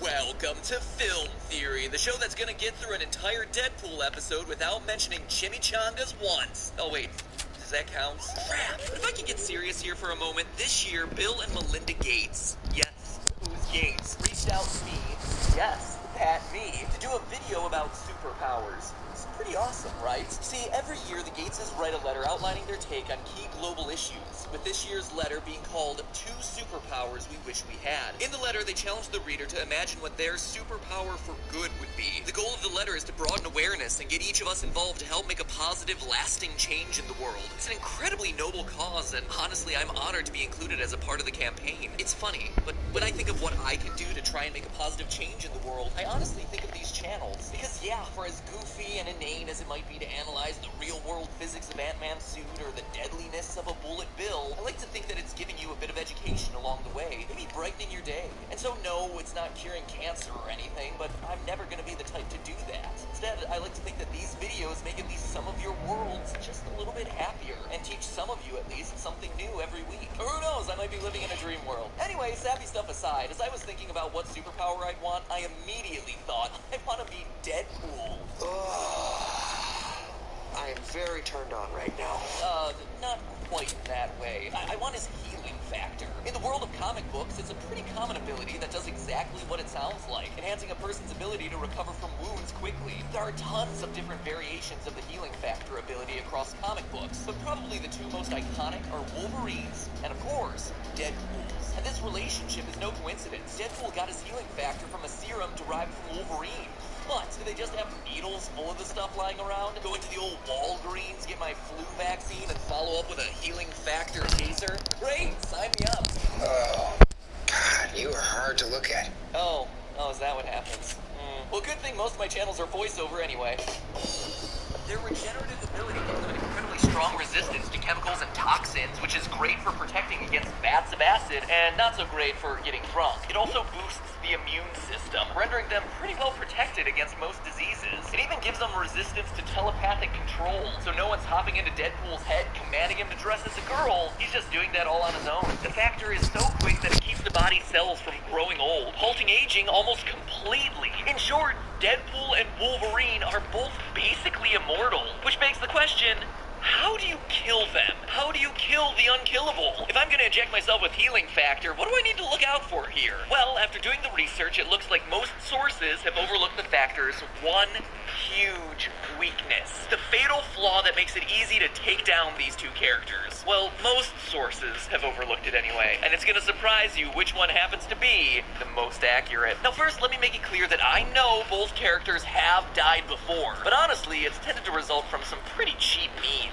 So I'm discounting all things that turn off or counteract the healing factor. That, quite frankly, is a cop-out from writers who wrote themselves into a corner by making characters that were too powerful. In my analysis today, we're finishing these guys off in a perfectly natural way that doesn't require some magical anti-heal. Additionally, we're not pulling a Dragon Ball Z and talking about disintegrating every last cell. Too easy as an explanation, and quite frankly, too difficult to actually execute. I mean, in Uncanny X-Men Annual number 11, Wolverine actually grows his entire body back from a single drop of blood. That's pretty darn impressive. I'd like to see that in the next X-Men movie. But in all seriousness, that's assuming you're able to disintegrate him that fast, which in and of itself is a challenge. I mean, in Venom number 9, Wolverine is able to heal after a nuclear bomb destroys a village. A nuclear bomb! And if you think he just got lucky, well, think again. It happens another time in Ultimate Wolverine vs. Hulk. Lightning may not strike twice, but apparently nuclear warheads do.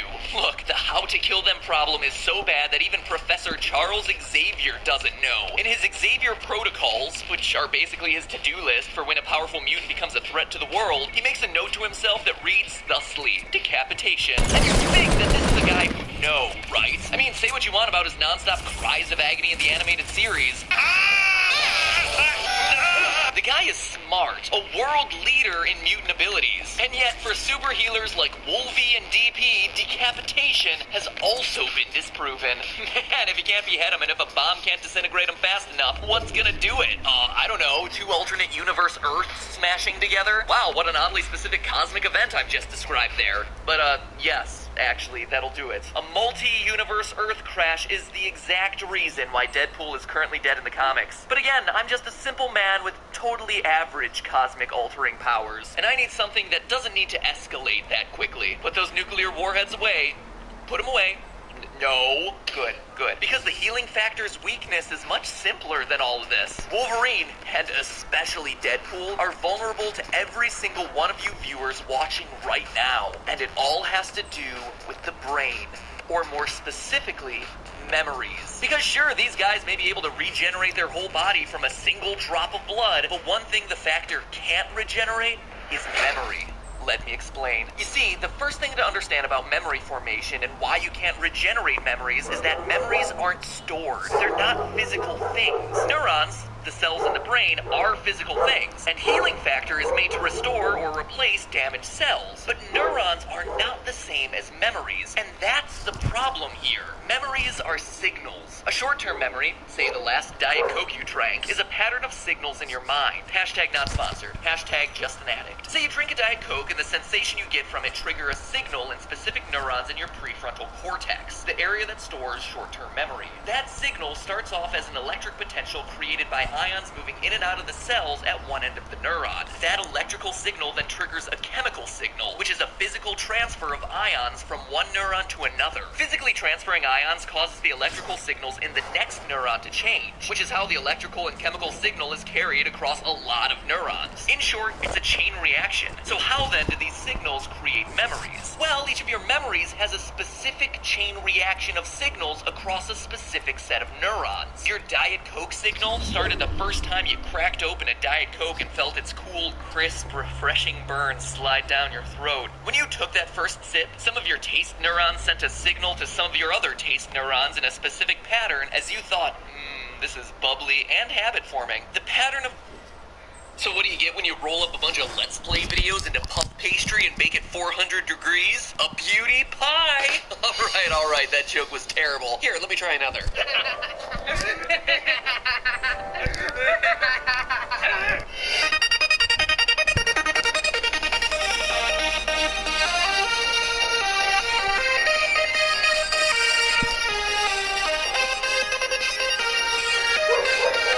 Until today. Oh, it's like a rite of passage for a theorist channel. Now, you don't have to be a fist-bumping member of the bro army to have seen the media firestorm surrounding PewDiePie over the last week. From Disney and Maker dropping him, to YouTube canceling Season 2 of Scare PewDiePie, to media outlets and alt-right groups declaring him a racist, an anti-Semite, and a hero to all Nazi kind. Now, before I go any further, I should mention that this episode is going to go to some dark places. We'll be talking about things, or more accurately, we'll be talking about other people talking about things that... Loc 8.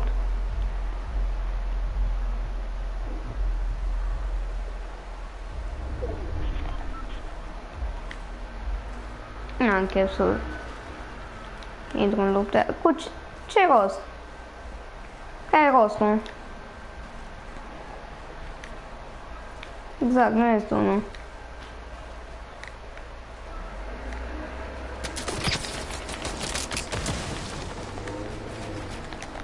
Dar de unde a apărut?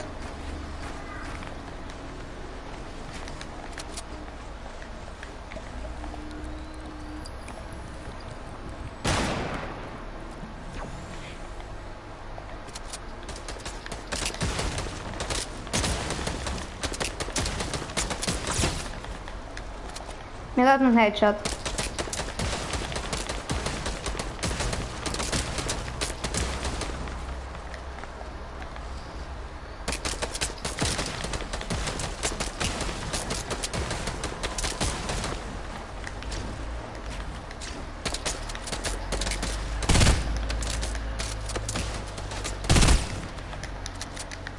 Opa.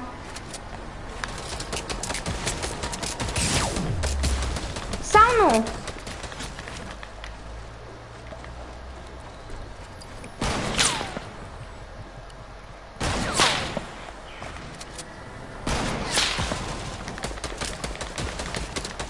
Cât morții, mă.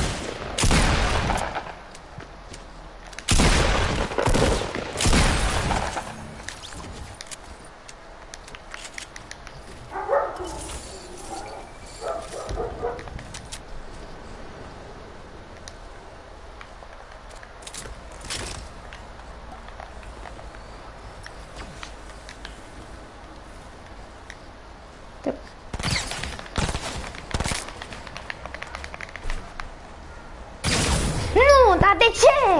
Ăla era ultimul. Bullshit! Ăsta e un handicapat.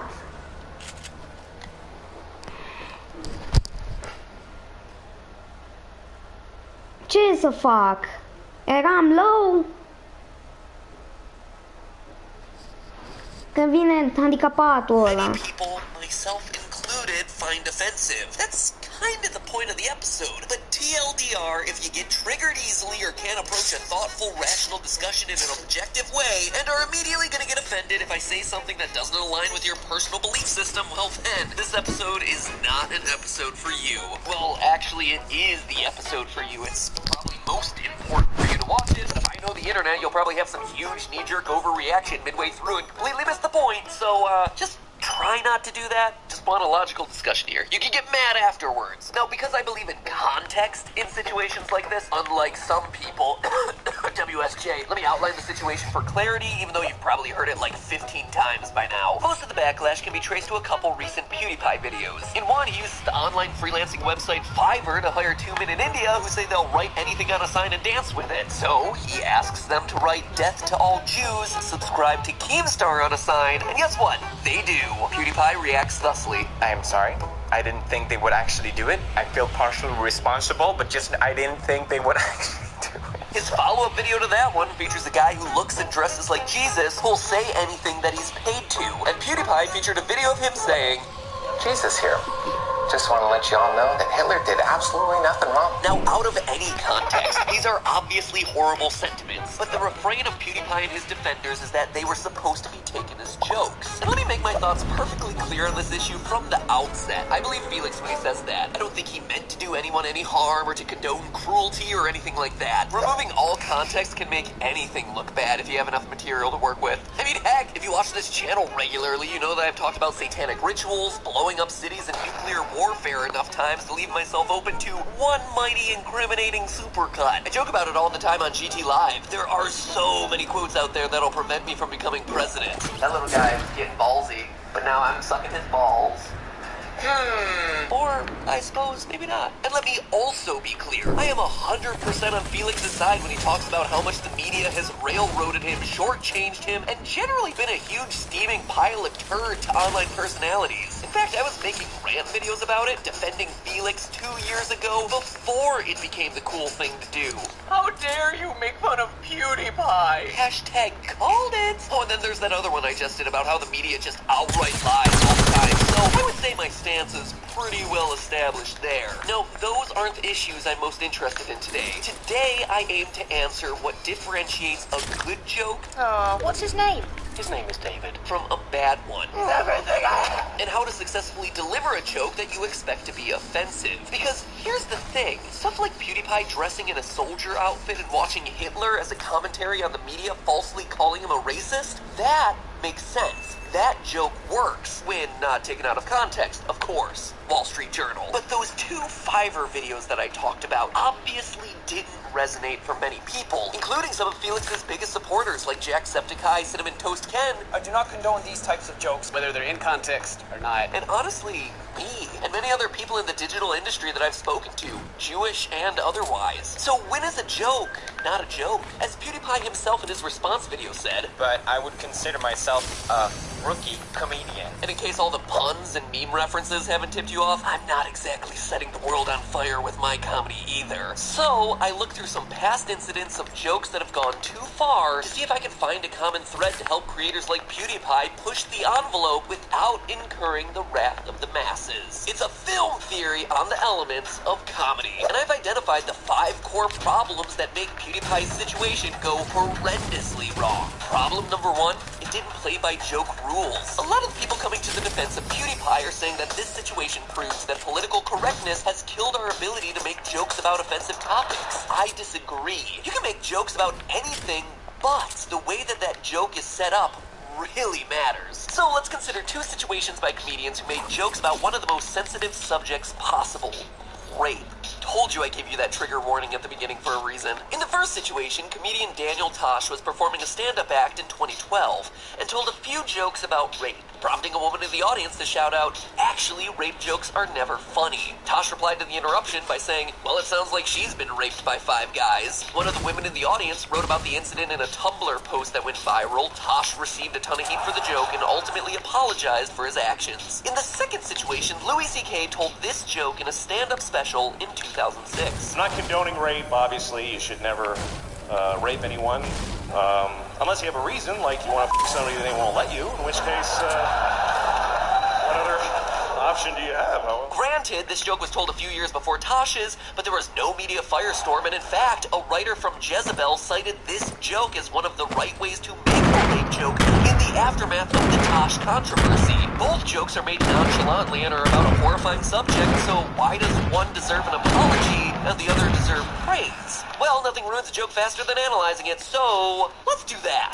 Let's start with Louis C.K. Louis' joke follows a textbook joke setup. You have a simple premise, a turn on that premise, and finally a punchline. The setup was the simple declaration that you should never rape someone, something that presumably everyone in the audience is going to agree with. The turn on that premise then is that rape can be justified if it has a good reason. The thought that any good reason could exist to excuse it catches the audience by surprise. This is immediately followed by the punchline, meant to show the ridiculousness of the rationale that's behind the rape. A point that he further clarifies by the sarcastic rhetorical question, "What other option do you have?" The ultimate butt of this joke are males feeling entitled to sex. It's all really clear without explanation. The way he presents his comments follows a clear structure that we all implicitly recognize as a joke. Tosh's joke, though, is a bit less clear. And to be fair to him, part of it is because it's an ad-lib response to someone yelling at him from the audience. The statement, "Well, it sounds like she's been raped by 5 guys," lacks the setup and turn that Louis' joke has.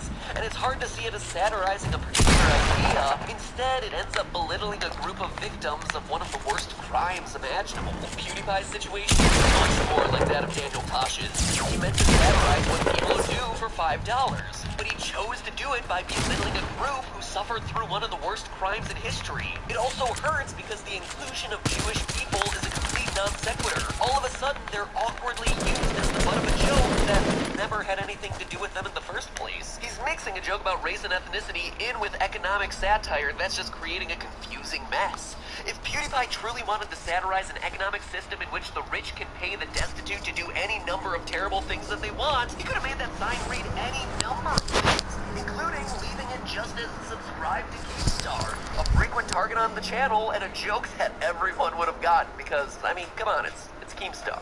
But the joke failed in A, not setting up the premise clearly for the viewer early in the video, and B,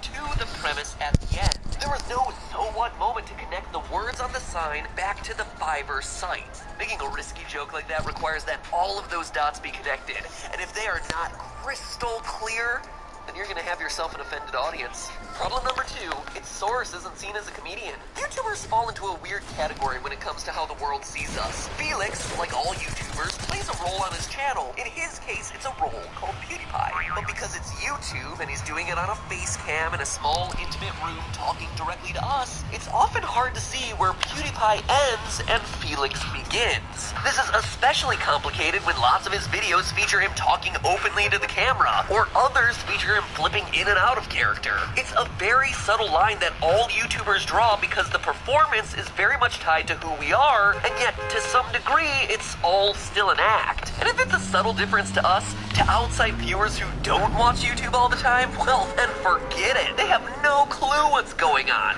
So now compare Felix's performance medium to that earlier Louis C.K. example. He's on stage in a theater with a spotlight and a microphone. This is clearly a performance. There's an artifice to this proceeding that signals to people, I'm watching a show where this guy is trying to entertain me. Everything he says for the next 90 minutes are all part of his act. And that distinction between performer and person is very important when you're trying to make jokes that push the envelope. While comedians have been known to get into hot water for insensitive Twitter jokes, the response can be multitudes worse for people who aren't comedians. Take the case of Justine Sacco. Sacco was flying from New York to South Africa in 2013 and tweeted the joke, "Going to Africa, hope I don't get AIDS. Just kidding, I'm white." Justine Sacco wasn't a comedian, just a communications director for an internet media company. Irony for the win. And once a few people saw and shared that tweet around around, the response got out of control. By the time Justine's plane landed in South Africa, she was the #1 trending topic on Twitter and would be fired from her job shortly afterward. Sacco was adamant that she was just joking, saying, "To me, it was so insane of a comment for anyone to make. I thought there was no way anyone could possibly think it was literal." After a while, however, she started to see the distinction and understood why it was so easy for the internet to turn on her, because they had no reason to know that she was joking.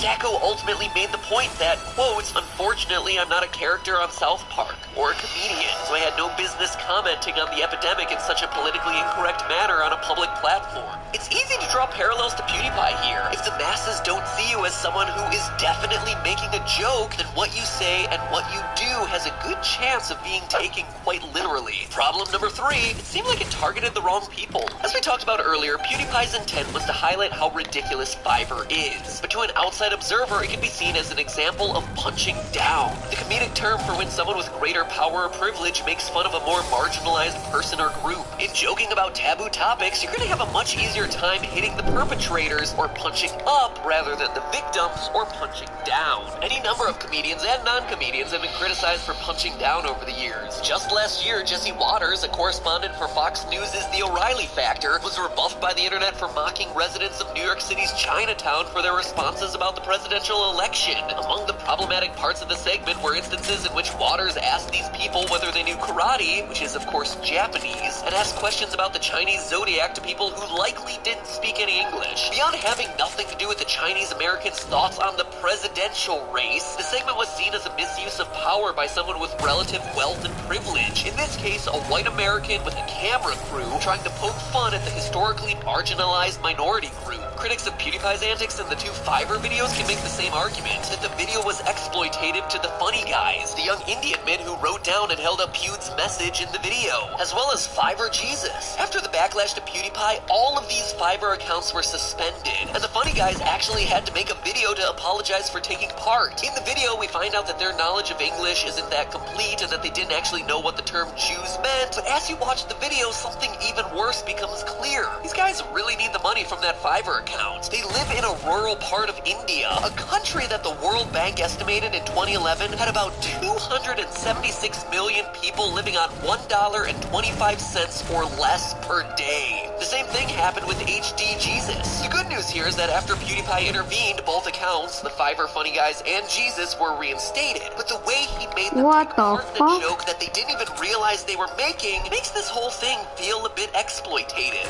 And it didn't help that in the follow-up update, he started the video by saying, "It's PewDiePie again, the multimillionaire that keeps complaining about stuff." Then proceeded to complain about losing $500 in his quest to help the banned accounts. I mean, it's great, but I want my $500 back. Problem number 4, the joke itself is contradictory. At the end of the first video, PewDiePie expresses shock that they made the sign at all, and then says that he couldn't be held responsible, which seems a bit tone deaf. You paid people across the world to do something that you considered shocking, and they did it. So, of course you're responsible. Own up to the joke. He also says that he's not proud of what the video contained, but if he really believed the message was particularly offensive, he still had the power to not upload the video in the first place. Instead, he went on and did the complete opposite. He did numerous more, having Jesus say, Just want to let you all know that Hitler did absolutely nothing wrong. and then again with Tyrone. Hitler did nothing wrong. So his actions don't line up with what he's saying. It's easy to see how a lot of people would construe this incident as PewDiePie taking advantage of someone below him, in this case the Fiverr Funny Guys, to say something shocking and then hide behind the idea of, hey, I'm not the one who held up the sign. But it's also contradictory within PewDiePie's own videos. In his series YouTube High School, which satirizes online video trends, PewDiePie actively